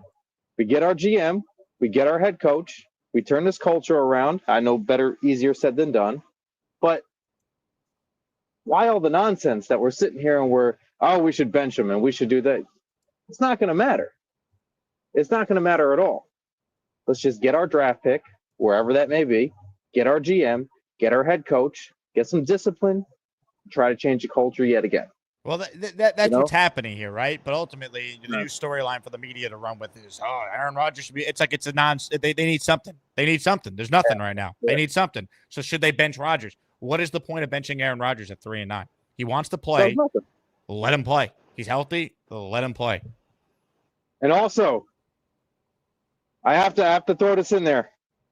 Jake, I'm trying to bring it home for the Beat Jake Asman fantasy team. We're back. Me and my boy Christian, we're up to second place. We're 8 points away from that $50,000. You guys have a chance, man. Away. We're gonna try to take it home for the Beat Jake Asman team. Okay, it's not just us. All you guys are in it. All 12 of us. I'm rooting for you, man. You've had a great year. You got a great team. If you go on to represent our league in the fantasy championships, I mean, I hope you win the whole damn thing. Not for nothing. My draft, we did the live draft, so that draft is on YouTube. So if you guys want to see how I drafted, it's there. How about that?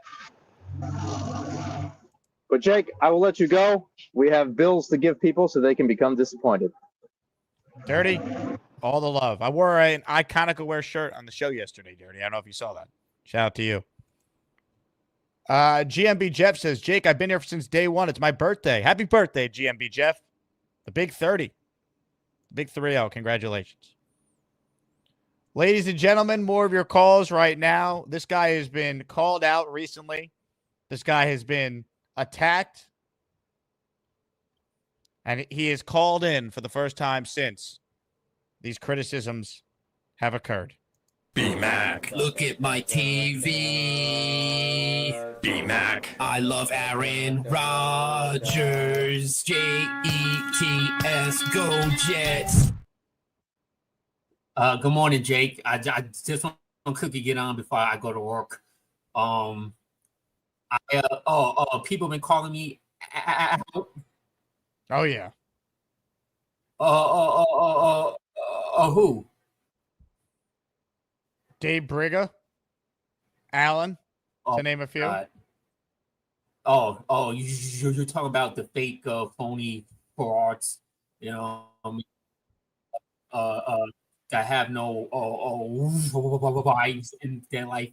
Them, yeah, shocker. I don't have time to respond to little presents.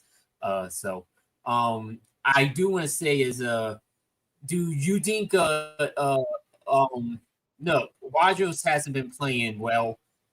He's been playing terribly and he deserves a lot of criticism. But I do think some of the criticism a little bit over the board, saying that he ruined the Jets and and all that stuff. Like the Jets were, no offense, but the Jets wasn't really good before he got there. So I don't know how can, like, it's not like he went to the Chiefs after the Chiefs won, were a dynasty, and then all of a sudden he went there and they got bad, you know what I mean? So and then the one thing, and then the one question I want to ask you, bring him. Can you get him online real quick? I want to talk. You want to talk to Allen? Yeah. Allen, call in. B-Mac is requesting you. He says, when A-Rod goes, B-Mac should follow. Go away, bum. Dave writes in, here is the doofus of doofus. You have no life, moron. All right. Tom A says, the Brigham B-Mac rivalry is on par with Ohio State and Michigan. Dave, call in Dave too. David Allen, call in. Please call in. Yeah. Say this stuff to my face. Say to my face. Be a man and come on and say to my face. I'm right here. I'm not going nowhere. Come on in. Say to my hey, face. Dave, call in. He says stupidity personified, B-Mac. Dave, call in, please. Allen, Mr. The Peanut Head. I'm calling him Peanut Head from now on. Peanut Head. Call in Peanut Head. Call in Dave. Let's go. Come on. F. Allen. Let's go. Call in the show. I'm right here, baby. Let's go. F you, Allen, you bum. I'm right here. I'm not going nowhere. I'm not going nowhere. You will always see this face. You will always see this face. Get used to it because it's going to be here for years to come. Years to come. Come on, Peanut Head. Come on, Dave Brigger. Let's go. Call in. Be a man. Don't be a pussy. Be a man. Whoa. Whoa. Go some balls. Whoa. Come on. Go some balls, Peanut Head. Come on, Peanut Head. Peanut Head, you are such a fake Jets fan. You're not a Jet fan, Peanut Head. You're not. You just want to call because you want to be negative about the Jets. You love seeing the Jets in misery, no matter what they do. Hell, I bet if they hire Ben Johnson, you're still not going to be a fan of that move. All right, go for the Lions, Peanut Head. Go be a Lion fan. All right. Go into Detroit and go visit 8 Mile. All right? Go see Eminem. Go see Eminem. All right. Oh, there's a tough guy. You probably show up on here, right? Listen, buddy. Listen, pig mouth. Shut up. First of all, I'm not your fucking buddy. Mouth. Okay? You got a dirty mouth. I'm not your buddy. Hey, I'm not your buddy, old keep man. your mouth shut. Number one, when you call people old, this is what you get. You know me. Understand? All right? Go fuck yourself. You're an idiot. You don't know anything about football. You never did. You have no perspective. Your boy failed. What happened? Your boy failed like you, a total failure. A bust. I try to be nice You're to a you. bust. I tried to squash You're a your beef. bust. You're a bust. You have nothing. Zero. Mr. Zero. Mr. Zero. There he is. In the flesh. Mr. Zero. That's you. You have no brains whatsoever. You're a doofus. You know, talk, moron. You know what? What? What does that make you? You're bad. Number one, you have bad Wi-Fi. You have bad Wi-Fi. Take that hat off. Put that Jets hat on. Let's see. Come on. Get that cap on. Go to work. You work? You know how to work? Does that make you? Get that hat off. Zero is my favorite number. Doofus. Zero. Captain Moron. Zero. So thank you for calling me zero. Thank you for calling me zero. Hey, I'd knock you out with one punch, buddy. One punch. It's all I need. One punch. One punch. That's terrible. One knock. One punch. I'd make your nose flat, like your brain flat. Take that hat Bird off. brain. Bird brain. Take that hat off. Take it off. Go on. Get it off. Okay, there you go. Bird brain. Bird brain. Bird brain. Peanut Head. Come on, Peanut Head. Say something intelligent. Do you have anything to say? Come join your boyfriend. Come join your boyfriend, Peanut Head. Come on. That's all you know how to do. You have no zero brain. Yeah, come back on. I can't deal with this guy. Casserole. What happened to your boy Rodgers? What happened? He's old. You're old. You call everybody old. I got nothing to lose. I got nothing to lose, baby. I got nothing. You lost a long time ago. I'm here you all lost day, a long time ago, my man. You're a loser. Captain Loser. Born loser. Number one. Born loser. Born loser. Hey, I'd knock you out one punch, buddy. One punch. That's all I need. One. I'd flatten that nose right out. Peanut Head. JJ. Call me old. You stepped into it. Call me old. That's it. You stepped into it. Jay, come back on. That's it. I'm going to deal with this guy. You are irrelevant, Dave. Alan, get in the picture. Get Alan over here. Get Alan over here. Irrelevant. Nobody cares about what you have to say, Dave. You got bad Wi-Fi. Never mind a bad brain.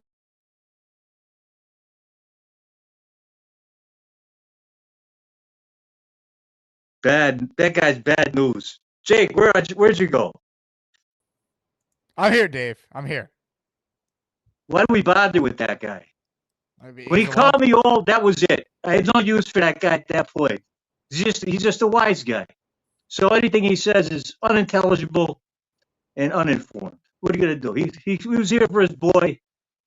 So I guess his boy failed him. Now he's just into oblivion. Poor Bernard. Poor Bernard. Where's Alan? Alan should be in this act. I don't know. Alan was called out. He's not taking the challenge from BMAC. Well, when he calls me out, I face him up. right? You know, you call me old. You answered the bell, Dave. I respect you coming on. I can't. You call me old. That's what you get.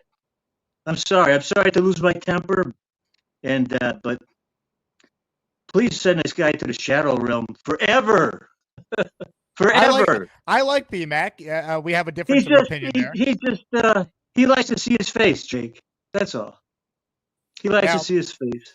I want to hear more about your one punch ability, Dave. Do you have a fighting background? One punch is all it takes to knock one time like BMAC out? My first year of high school, a guy kept on hitting me in the back of the head in homeroom, called me Java Man. And the nuns saw it, and they wouldn't do anything about it. And so he kept on taunting me. And so we dropped our books in the alley and behind the school. And he unfortunately took a one-punch shot to the nose, where his nose blew all over his face. You know, it was a bad scene. But we became good friends. We became good friends after that. So it's crazy how things used to work itself out.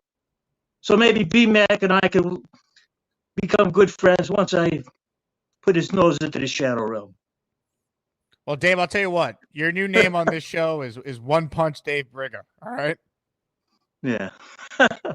It's all kidding around, Jake, you know, but the stories are true. I hate to see, B-Mac get upset, but I made a mistake. It's not B-Mac, it's Bernard, so excuse me. I don't like to refer to him as that moronic name. He's just Bernard to me. So I'm going to go now. So right. Alan, please come in and defend yourself against Captain Moronity. All right, goodbye, gentlemen. Dave, thank you. Wow, what a moment in time. What a start to December, huh? What a start to this month. Bang Mateo super chats. Dre Correa, Garrett Wilson will catch 28 touchdowns. We're just going in on listeners today, listener to listener. Dre, if you'd like to respond to Bang Mateo, we always give people the opportunity on this program. Curly Norman says, imagine talking playoff seeding in December. Instead, we get two arguing Neanderthals. We are all mentally ill here. I wouldn't have it any other way, Curly. Dre going at Dave. Dave Brigger reminiscing about 1955. Damn.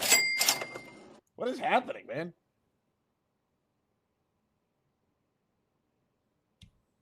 I mean, these fights are unreal, man. As maniac fights. These battles. We got a lot of beef in the chat right now between listeners. BMAC, call back anytime, my friend. Dave Brigger, call back anytime. We are a show all about free speech. Ladies and gentlemen, BMAC, call back in immediately. Because joining us right now is this guy. Allen alert, fraud alert, curmudgeon alert, Allen alert. Nobody likes this shitbag. Alan, you've been summoned to respond to BMAC. I couldn't stop laughing listening to those two morons. But I love Dave. Dave's a good guy. So, how could you call him a moron and then say he's a good guy? You're such a dick. I'm not a good guy. I don't give a shit about that. That's fine. There are three Packer guys that came into the chat when Aaron Rodgers got here. There was FPP, a guy from Charlotte. I became friends with him. He never called in, but he's a nice guy. Then there was 14-3 Jerome. I think he already passed away. We don't need to hear him anymore, okay? And then there's this complete buffoon who all I know about him is he has old murder shows in the background. That's all he's good for, okay? So all I want to know is when Aaron goes, can this guy follow him? We don't need to hear him anymore. He's useless. Useless. There's no redeeming quality about this guy anymore. Nothing. He's done. He's finished. That's all I have to say. He can curse me out all he wants. He's an absolute zero. Just like his quarterback when he came here. He's an absolute zero too. So I think the problem is when BMAC started rooting for the Jets because of Rodgers, that's when Rodgers shit the bed. So I blame BMAC for Rodgers' failure. That's all I have to say. Interesting. Yes. I take the backwards route in my reasoning why Rodgers has been a bum. So that's all I have to say. Now, what are your thoughts on BMAC calling you Peanut Head? I don't know. I've been called worse. My wife calls me worse also. That's totally fine. That's great. All right. All I have to say is BMAC just needs to go. It's over. When Aaron Rodgers gets cut, that's when we need to actually have the closing ceremony of BMAC. Okay? That's it. It's pretty simple. Alan, thanks for calling in. Ladies and gentlemen, Alan. I mean, you talk about rivalry week in college football. We got rivalry week on the Jake Asman show. Bo with a super chat. Molly Watt Briga versus Buster BMAC. Dave's got to be one punch Briga. I mean, that story he told was epic. All right, who else is going at it today? Any other fights? Let's say hello to Nathan. He's up next on our show. What's up, Nathan? Okay. I am a 71-year-old long-suffering Jet fan. Okay. We had all our hopes in the last 2 years. We gave it our best shot, and it is failed. But you have said over and over, this is a team that has young talent, and what we should really do is take the $49 million hit next year, get a bridge quarterback, and we'll see if Jordan can play, which he probably can't. Then we'll try to go with him. But even with Tyrone Taylor next year, this team can probably win 8 to 9 games. Though if you look at who they're going to play next year, it's probably going to be between 5 or 6 games because they have a hell of a schedule next year. Well, I always say be careful with the schedule stuff, right? We all thought the schedule the second half this year was going to be easy again, and it's not. So you just never know. I'm not concerned about the schedule this far out because it changes on a dime. But I mean, see, yeah, who they're playing. Of course. Yeah. But I don't know. We felt the schedule was favorable this year, right? We all looked at the schedule and said, Sure. "Oh, they're going to get off to a 4-1 start," and we know how that went. And the second half, look how easy it is down the stretch. And all of a sudden, these games against Miami are no longer easy. Seattle was no longer a gimme game because they're a good team this year. The Rams, the same thing. So I'm not worried about the schedule. But to your point, there is talent on this team, as I've said. And if they move on from Rodgers, which I think they're going to do, there's a scenario where they are competing for a playoff spot next year if they get the coaching hire right. Like the coaching with this talent, you're competing next year, whoever the quarterback is. One more point, Jake. With the line that they have, with the running backs that they have, I don't know why the coaches on this team can't see that if they ran the ball, 30 to 35 times every single game and let Rodgers throw to 20 to 20, but he's in the shotgun every single down. And the reason why he's in the shotgun is because he can move. And, I've been watching football for a long, long time. This man has been a great quarterback, but he can no longer plant his back foot. And if you can't plant your back foot and throw, you cannot play in this period.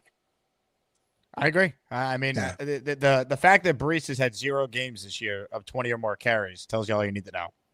Right. All right, man. Well, keep it up. Nathan, I appreciate the call. Call back more, all right? Good job. You're the best, Jake. All right. Appreciate it, Nathan. Thank you. Nathan, a first-time caller. Get him on the board. Boom and Tom Ace and Rich. Could Nathan become a regular? Could he make the tournament in March as Maniac Madness? Bang Mateo says, is Rucker a bust now, or am I still hating? He's been disappointing, Bang. And I mean, look, he was a 3rd-round pick, so it's not devastating that he's probably at best a backup tight end. But no, I thought he'd be better than this. There's no doubt. I mean, you were calling him a bust after his first year, which is like a little strong. Mike D's nuts. Need a fight grouped tournament bracket. Jake Asman Fight Club. Is that what you want, Mike D's Nuts? Happy birthday to Nathan Shells. He says today's his birthday. Can you tell the Asmaniacs to wish him a happy birthday? There you go, Nathan. More of your calls right now, but first a super chat. This one is from Dre. At Bang Mateo is a troll who knew he needs me in order to be important. And Alan, leave Jerome alone.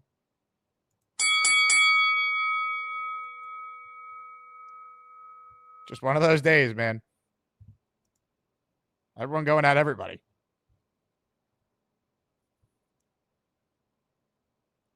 Ladies and gentlemen, more of your calls. We say hello to the Hamburger. Who's next? Hey, Hamburger. Yo, what's up, Jake? Hello, everybody. What a day. What a day. It's all happening. It really is. Listen, I had my day yesterday. Bobby called me out, so I had my day yesterday. But listen, don't get rid of anybody. Don't get rid of BMAC. I love it. It's great. This show is awesome. Kudos. Keep it coming. I just, the last caller really hit on Aaron too. I mean, maybe he's really right about his plant leg and being able to throw off of it. Aaron hasn't been very accurate. So, I want to keep him in for the rest of the year, though. I'm with you, Jake. There's no reason to get rid of him. There's no reason to bench him. It's just going to create a circus. It's going to be a media circus, and it's bad enough as it is now. I want him to ride out the rest of the year. He's still got 5 games. 1 good game, 2 good games, 3 good games, and everybody's talking a different story. So you never know. So there's still 5 games is a lot. 5 games is a lot to evaluate. I know our coaching staff sucks, but Aaron's got to stay in. I don't see the benefit of making this a bigger bleep storm by benching him. Like, if he's hurt, that's a different story. He's not. He says he's healthy, so let him play.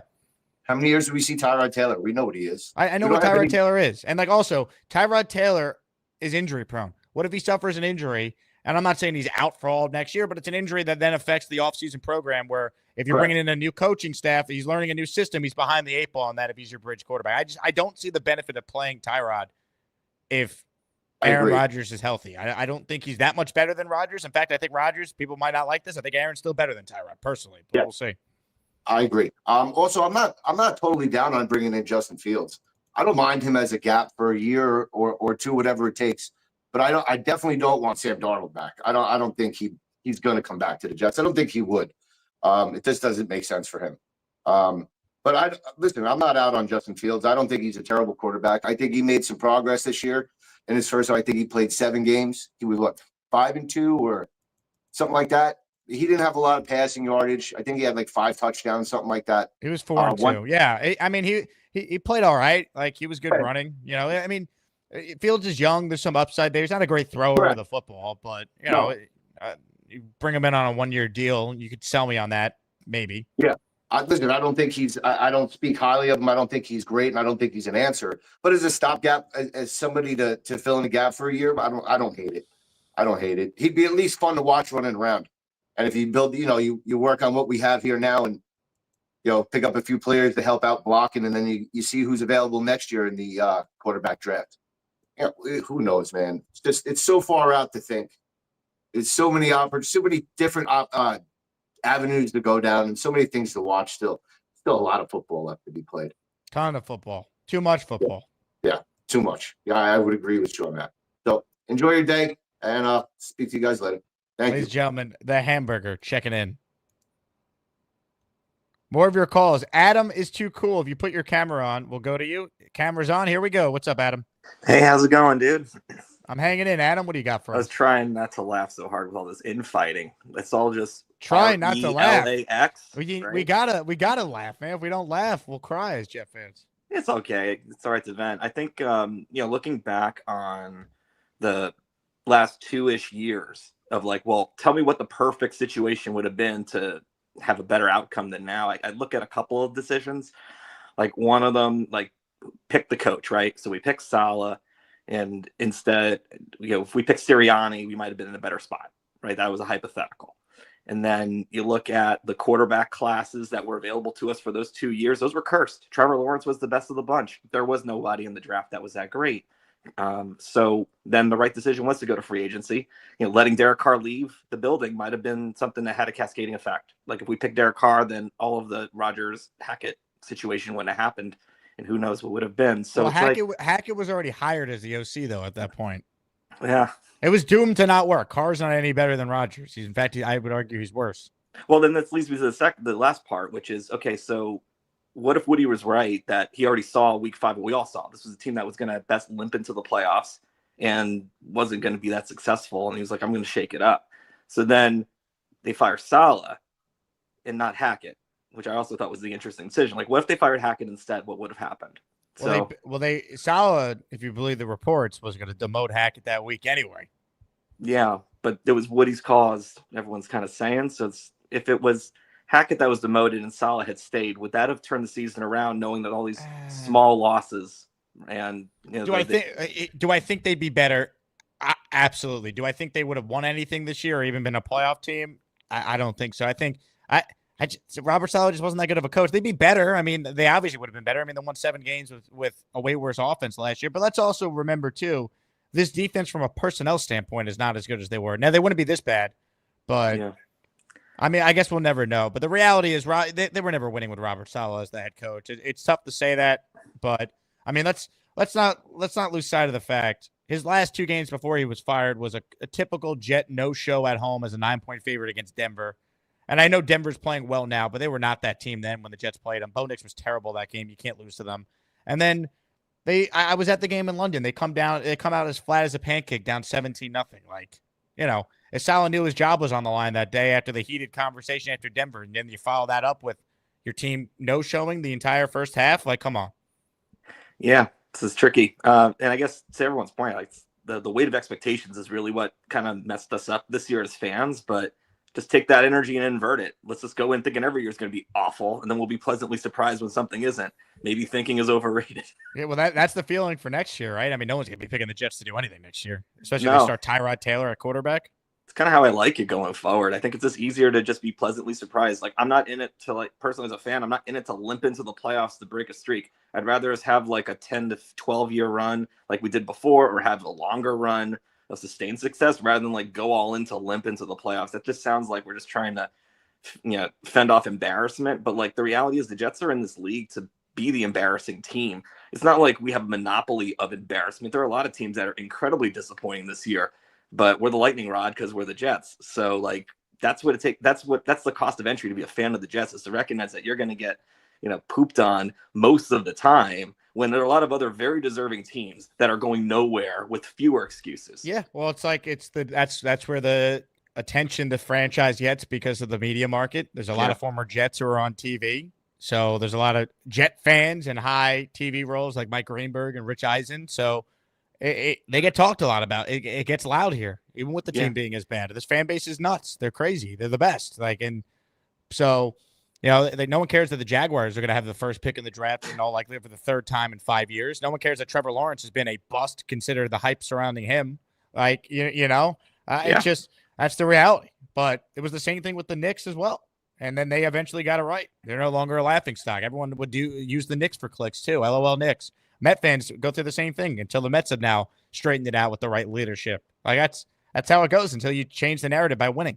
Yeah, and I mean, I was talking about this yesterday on the Super Chat with Curtis Rourke. Yeah, okay, maybe he's a day 3 dartboard pick. We were talking about that yesterday. But when you look at Indiana Hoosiers football, which has been the laughing stock of college football, the losingest team in all of college football, has an immaculate season for the most part, except for a blowout at Ohio State. Like, that was a 1-year turnaround with a new coach. So things can happen rapidly with the right combination of things happening. 100%. Look at the Commanders. They're going to be in the playoffs this year in all likelihood. Yeah. Look at the Texans last year. They were a joke. I was in Houston doing afternoon radio on ESPN Houston for 6 years. They were a joke. I covered all that. And now they're going to be in the playoffs for the 2nd year in a row. The Lions were one of the biggest jokes since all of sports. They're the Super Bowl favorites right now. It could turn with the right people in charge. That's what we got to hope happens. Yeah, exactly. So just another year, and hopefully we'll get some interesting new faces next year in all areas. And it'll be interesting to see what we end up with and how it all goes. I think it's going to be a rough year, but going into it again, let the expectations stay low. So I love it, Adam. Good call, man. Appreciate you. Adam is too cool. Checking in. I'm not understanding Dre's super chat here. He says, I will fight anyone. I'm not afraid.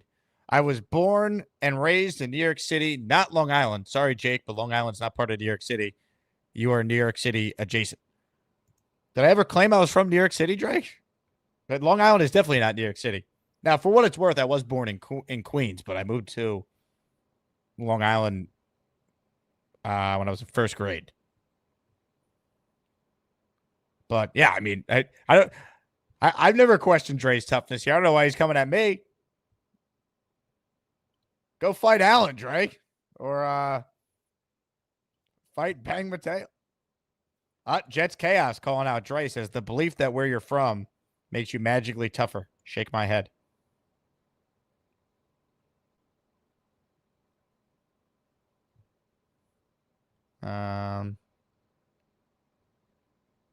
Matthias says, don't sleep on Strong Island, Dre. Dre just going after everyone today. Taking on the entire island of Long.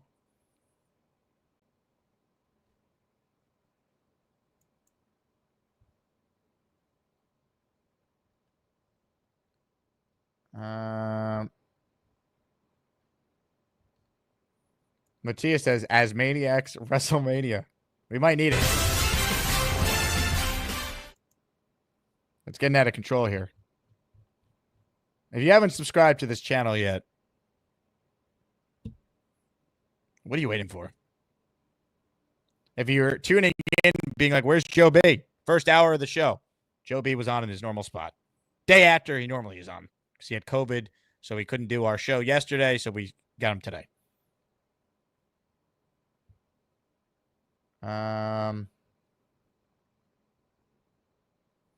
Dave Briga says, Dre, watch your cardiac condition. Oh, baby, here we go. Dre, you got to call in and respond to Briga. Indy says, hit the like. Amen.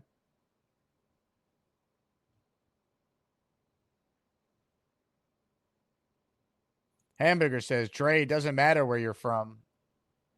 It's where you've been. Dre says, LOL, I'm not fighting you at Jake Asman. I didn't think so, Dre. I like you. You're a friend. Dre, you got to call in and respond to Briga, though. I feel like it has to happen.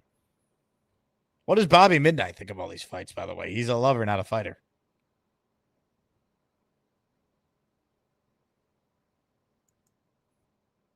Purple Belt Mike says, Dre, relax, brother. It's only YouTube. Dre says, I can't call and I have a meeting in 5 minutes. Wow. You can cut a promo in a minute, Dre. For all my wrestling fans out there. Incredible. All right, maybe our last caller here. MMM is next. Hello, Triple M. Hey, what's happening, Jake? I don't What's up, normally man? call in, but we met at the Vegas trip last year. I don't know if you remember. I introduced you to my Circa? wife. At the Circa. We was at the restaurant chasing down Aaron Rodgers. Oh, yeah. Cool. Yeah. Oh, So love it, anyway, man. that was a lifetime ago. Yeah, well, I still had hope for this year back then. I was like, if we just get Rodgers back next year, but, you know, we know how that worked. Yeah, a whole lot's happened since then. So this is why I'm calling in. I'm riding with Allen. I like Allen. I like his opinions. I know it's cool to hate on Allen, and I don't F with B-Mac, the fraud.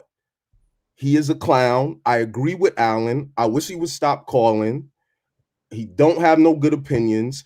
I don't know if I ever have come across a grown man who is willing to sack ride a player to leave his team that has given him nothing to complain about, nothing but history, Hall of Fame players, back-to-back strong quarterbacks, all kinds of players up and down their roster, nothing but class, smart moves, wise decisions,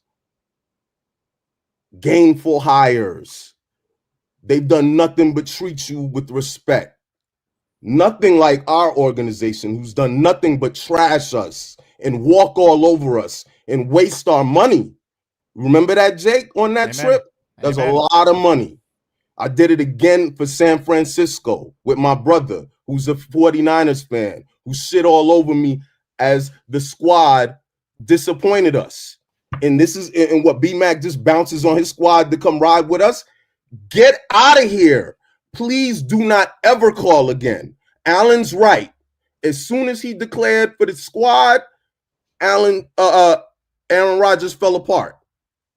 Wow. So you believe B-Mac becoming a Jet fan ruined Rodgers? No grown man leaves their squad as an adult, sack chasing another quarterback and behind your supposed love for the show. I love the show too. There's nothing that could get me to leave this squad. As much pain as they've given me.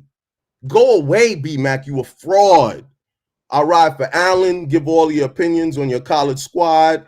At least you're authentic. All right, holla back, Jake. Triple M, you got to be a regular, man. That was a great. I'll get more regular. I finally had some time off from work. I work nights, so I caught you live. I didn't have a lot going on, so I said, all right, cool. I just saw B-Mac on here. Yo, this is a YouTube show. B-Mac, Allen has the right to break your nose if he ever saw you in real life and you called him a pussy. Who the F are you? Really, who do you think? Don't call here calling real authentic Jet fans a pussy and you bounced on your squad. You a Jet fan now. You a fraud. Don't call anymore. Yeah, I'll be more regular. That's why I never really didn't. That's why I never said anything. No other Asmaniac was saying anything. You wasn't saying anything. He calls all the time. He supports the show. So I'm not going to just flame him. But come on, it's enough. It's enough already. It's enough already. Get out of here. Triple M, excellent call. Call back anytime, all right? Excellent. Yeah, appreciate that. All right, Triple M. How about that for a first-time caller? The mic drop. I mean, come on now. Bang! Bang! Up and in on B-Mac. Look, B-Mac is entitled to his opinions, but so is Allen and Triple M. And the chat's divided. I mean, you have someone like Neil who says B-Mac is a bigger Jet fan than Allen. Georgie super chats. MMM for life. I mean, Triple M brought it, man. That's great. Great to meet him and his wife in Vegas last year, as he said. All right. We asked for this guy to call in. Ladies and gentlemen, Dre joins us now. What's up, Dre? What's up, Jake? Listen, I don't know. People got it twisted. First of all, I'm not from Long Island. I was born and raised in New York City. And the thought process behind it's not where you're from, it's where you're at. Sir, let me remind you, I was raised in Manhattan, in the streets, in New York City. So no city scares me. Okay. And this business of Bang Mateo, please, Bang Mateo has never called in. You know why? Because he's too ugly. He's not pretty enough for YouTube. Okay. First of all. Second of all, he throwing haymakers. Oh, I will fold him. Oh, your crappy takes. First of all, now raise your hand if you really believed I'm over here, Garrett Wilson. I'm the biggest Garrett Wilson fanboy. I love Garrett Wilson. Yes, I'm going to ride hard for him. Yes. You know what? When we were busy thinking Super Bowl, this, and that, and we were going to do this. Yeah. You know what? I said wild takes. But you know what? At the end of the day, you're still stuck on my takes. And I've moved on. I'm already on basketball. So I'm not even on foot. And Jake, I hate to say this, but yeah, I didn't watch the game. It wasn't even on in Paramount Plus. It wasn't even on. I couldn't watch the game if I wanted to. Wow. So you know what I did? I watched me some Yellowstone, and I was following on the app and just getting the points and seeing what was going on. And I was excited. We were up 2 scores, but I was like, oh, it's too early. Something bad's gonna happen. And then I watched the highlights as soon as they were available, and I was like, ugh. It's painful. It's too painful to watch, And I watched every game of Zach Wilson, so I know pain. I I know this pain, but we're all Jets fans. At the end of the day, we all know this pain. So, like, if you want to fight me, okay, come through. Show up at an event. Jake saw it. I was ready to fight people I didn't know for wearing a Indiana Pacers jersey at a bar, at a sports bar in New York City. So I don't even need much of a reason. Bang Mateo will show up and I will fold him and put him right to sleep. And then I'll grab Bobby's chair and I'm going to lay it open. And then I'll put sleeping Bang Mateo in Bobby's chair for everybody to take pictures of. So, Bang, I couldn't be bothered with you. At best, you give a super chat here and there. So I appreciate that you support Jake. But at the end of the day, you'll never show up. You'll see me in your run because you don't have the heart for this. You're not from here. You ain't ready for this. And to Dave Brigger, you calling me out, bro? Mr. Indiana Jones daddy? Listen here. Real talk. Dave, I love you. My cardiac condition is fine. I made it through the season, and this season was all about heartbreak. And my cardiologist said, I'm going to go. So I'll be here next year. And one of these years, we're going to win. And I will hang out with you after you stop being mean to B-Mac. Leave B-Mac alone. B-Mac ain't never bothered nobody. He was a Packers fan, and his quarterback came over here. He was like, let me come over and sit. My quarterback, I love him. I'm going to come over here to this new team. And he, trust and believe, B-Mac is already crying when he's seeing how washed Aaron Rodgers is. It's not an easy thing to accept.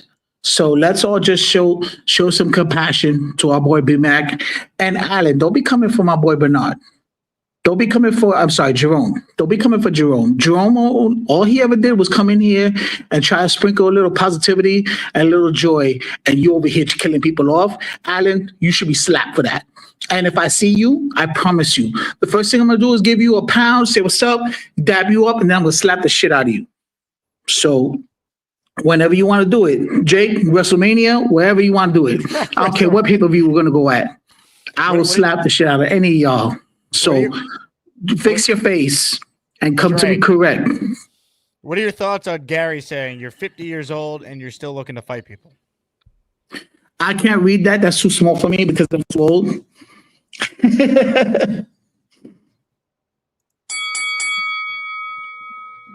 I'm not looking to fight people. People are looking to fight me. Yo, you want to come fight me? Come through, bro. I ain't worried about you.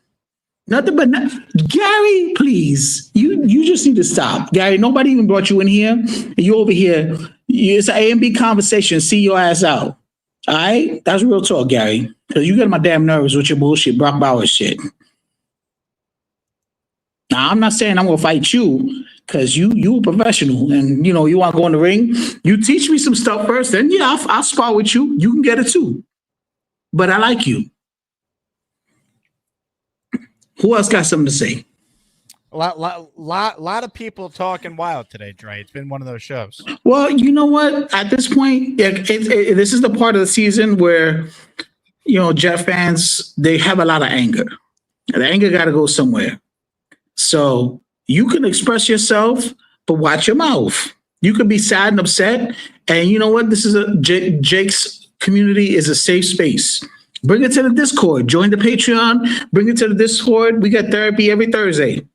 Maybe I don't know. That's a secret little thing. We got Jake made a whole new room called the therapy, and we go in there. It's a group therapy session. So we say hi.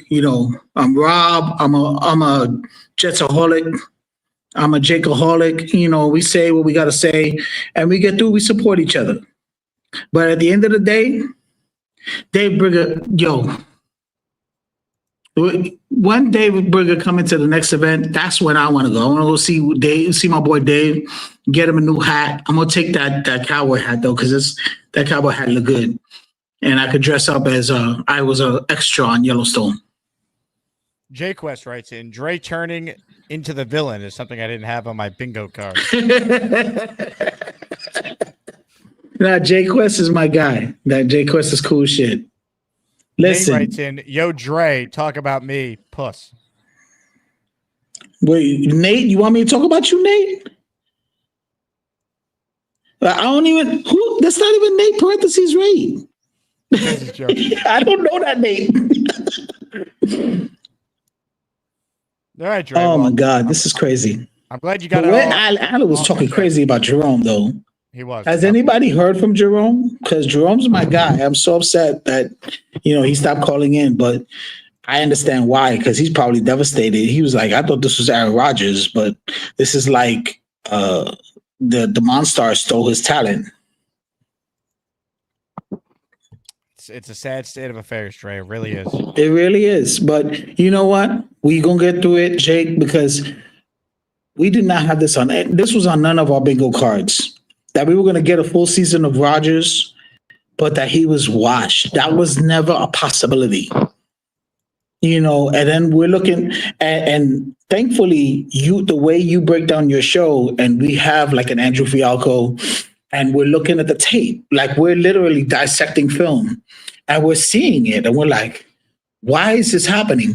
And not for nothing, I will say this, it's translating to Madden because I'm using the quick play option on Madden. So I always play at least 2 games with the current opponent. And all of a sudden, the Seattle defense was batting balls everywhere. And I'm like, completions that I was making against other teams, and it was completely fine. All of a sudden now, like, it was the Legion of Boom. And I was like, yo, what are the settings on this? And none of the number settings changed, but all of a sudden, like, I feel like the Madden doesn't update and they make the Aaron Rodgers led quarterback Jets. Like, all of a sudden, he's overthrowing, he's missing throws. And I'm like, this never happened. So kudos to Madden for making it as real as it comes. But yeah, it's been awful. Peter Castro says, thought Dre had a meeting. I did. I'm late for it, but you know what? You guys are more important. So, ooh, shit. Okay, at that note, I'm going to cut my promo. Thank you very much, Jake, for having me on. Listen, and yo, the politics, y'all want to bring your politics to me? I will gladly say, yep, I voted for Kamala. I am not a Trumper. So y'all want to come at me for that? Good luck.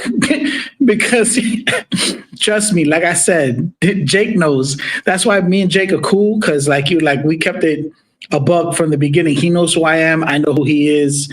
And that's it. And this is, you either love me or you hate me. But either way, I'm on your mind, baby. Bang Mateo, I am getting a restraining order against you. You have to stay 50 feet away from me because you texting me and emailing me all the time. Like it's too much, bro. Listen, I'm not into that. I have someone. I'm in a steady relationship. I'm not looking for a side chick. And I know you want to be that so bad. But Bang Mateo, I'm about to break your heart. Okay? Listen to me. Look at me. Look at me in my eyes. Okay? It's over. You never had a shot. You're too ugly. And you will never show up on the show to come and try and talk at me. You will never show up to an event. But I promise you, the minute you come up to me and you say, Dre, I'm Bang Mateo, I'm snuffing you and putting you out and putting you to sleep right there, folding you like laundry and putting you back in your maleta or briefcase or whatever bag you brought along with you. All right? So keep my name out your mouth and watch your mouth.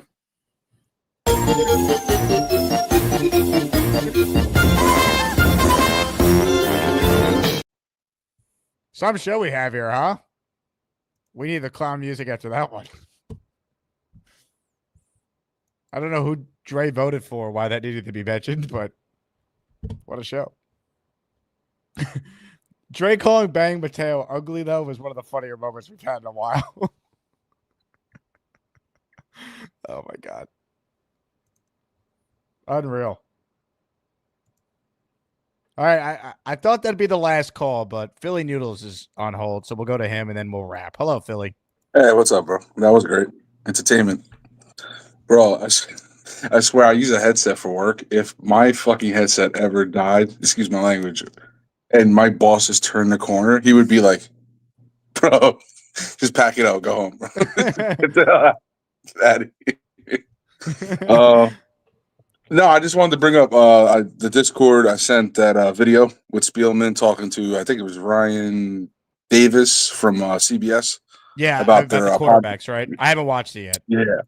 Yeah, check it out because even not Trevor, Connor Rogers has released some Peacock NBC footage of what they think could happen with the first round pick for the Jets. They could go tight end with that kid out of Penn State, He's like a freak of nature. They run him like Taysom Hill style. Like he's huge. He's like 6'6", great hands, great blocker. So he's like, imagine Kittle could run a wildcat. This is what you get out of that guy. Plus Graham out of Michigan as a D tackle. But someone put up an option that the Jets go up and jump to first overall pick and make a trade with Jacksonville.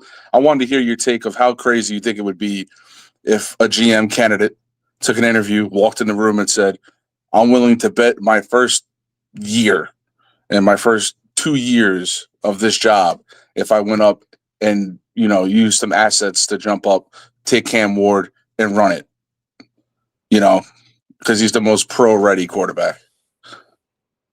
You think, you know what I mean? Like, I think somebody might actually come up with that. I mean, I could see them moving up. It depends on the costs, if there's someone you believe in and they want to get their guy. Yeah, I definitely could see it. My big thing is no matter who they draft, prepare like they're not playing right away. Like have a real bridge quarterback in place so that quarterback doesn't need to be thrusted out there.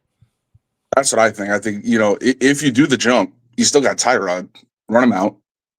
If you go 4 games, 6 games, 8 games, and you're 500 or a little under, and you're like, all right, well, now we can walk in Ward.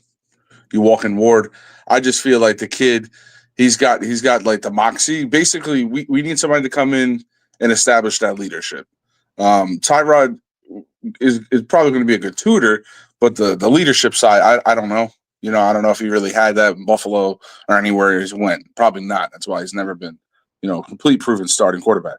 But I think if the kid could sit behind him, either him or whatever they do, if my personal opinion would be taking one either late first round or probably just in the second round with Milrow if you do something like that. But my thoughts is he could end up being like a Malik Willis or something where he's got leg, but the arm talent, but he just can't put it together. But that's why you let him sit. But if they can grab that tight end and just do D tackle another way, even though the contract's great for a D tackle, but I feel like we're not loaded. But I'd rather see them go with that tight end, first round pick out of Penn State. Yeah, for sure. We'll see, Philly. We got a lot of time. I don't even know where they're picking yet. We don't even know where they're picking. But I'll say this. Don't take a quarterback unless you believe in the quarterback. You don't just take a quarterback for the sake of taking a quarterback. What a show. People still fighting in the chat I see right now. Unreal. Well, the good news is we're back at 3:30 today. Ryan Sampson from the New York Post Jet podcast is going to be joining us. He's become somewhat of a regular on the show. A lot of feedback has been great for Ryan, so I wanted to get him on again this week. Robbie Sabo normally joins us Tuesdays. We're going to try to either get him on later in the week or just skip him altogether. His high school team he coaches is playing for the state championship, so their schedule is a little out of whack. So Coach Sabo's getting ready for that. So everyone wish Robbie good luck. A lot of people want Bang Mateo to call in. In fact, Nate says, Bang, until you call in, you're the definition of a keyboard warrior. Wow. To be continued, folks. I mean, people are scrapping. Hit the like button on your way out of here. More importantly, subscribe to the show. More importantly, if you want to see this show survive, join the Patreon. Patreon.com/Jake Asman Show. For less than a cup of coffee a month, you get bonus shows every month, Discord access, discounts on merch items, and a whole lot more. Thank you all for tuning in every day and supporting the channel. Thank you to Joe B for joining us despite having the COVID-19, hopping on and giving us an hour of his time. If you missed that, rewind, and you can check it out for yourself. My name is Jake Asman. This has been the Jake Asman Show. I end the show with one of the all-time Gator impersonations. In honor of Dre, we present this.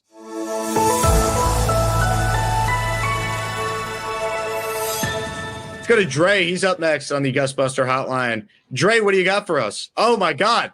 Hey, Jake. Hey, I got to be a little quiet, man, because my boss is right over there.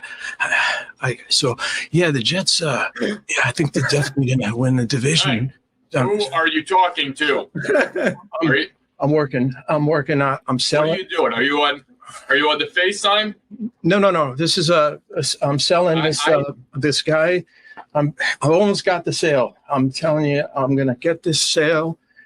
And You better. Or your job, we have quotas to meet, you know. Jake, I gotta go.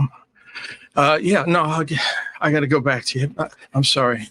Yeah, I'm gonna get it. You better. I'll get it done. You better. I'm coming back. I'm coming back. All right. All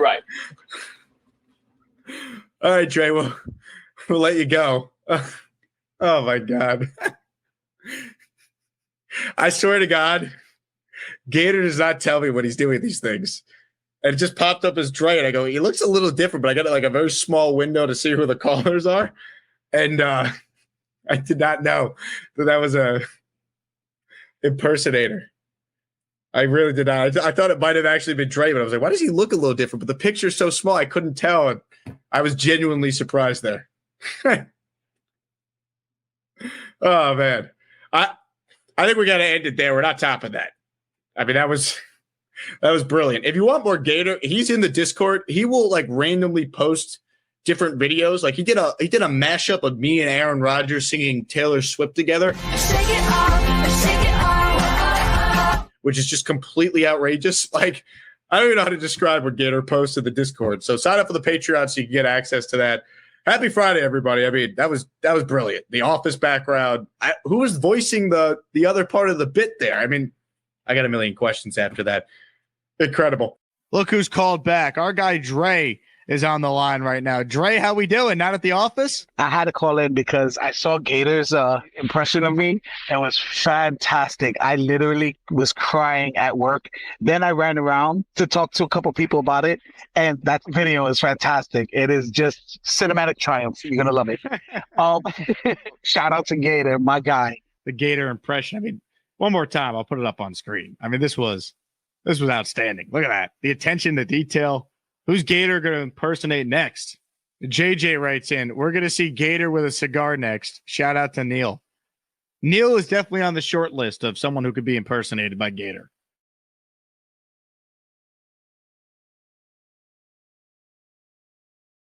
Jets got to get this offensive line figured out. Because it doesn't matter who we have on the center, because these assholes can't hold the line. The fuck? I think there's a little fire over there. Hold on. Oh, Jake, I might need you to call 911. Oh, shit. Oh, Jesus Christ. What the hell's going on here? Oh, my Lord. Oh, Jesus Christ. Oh.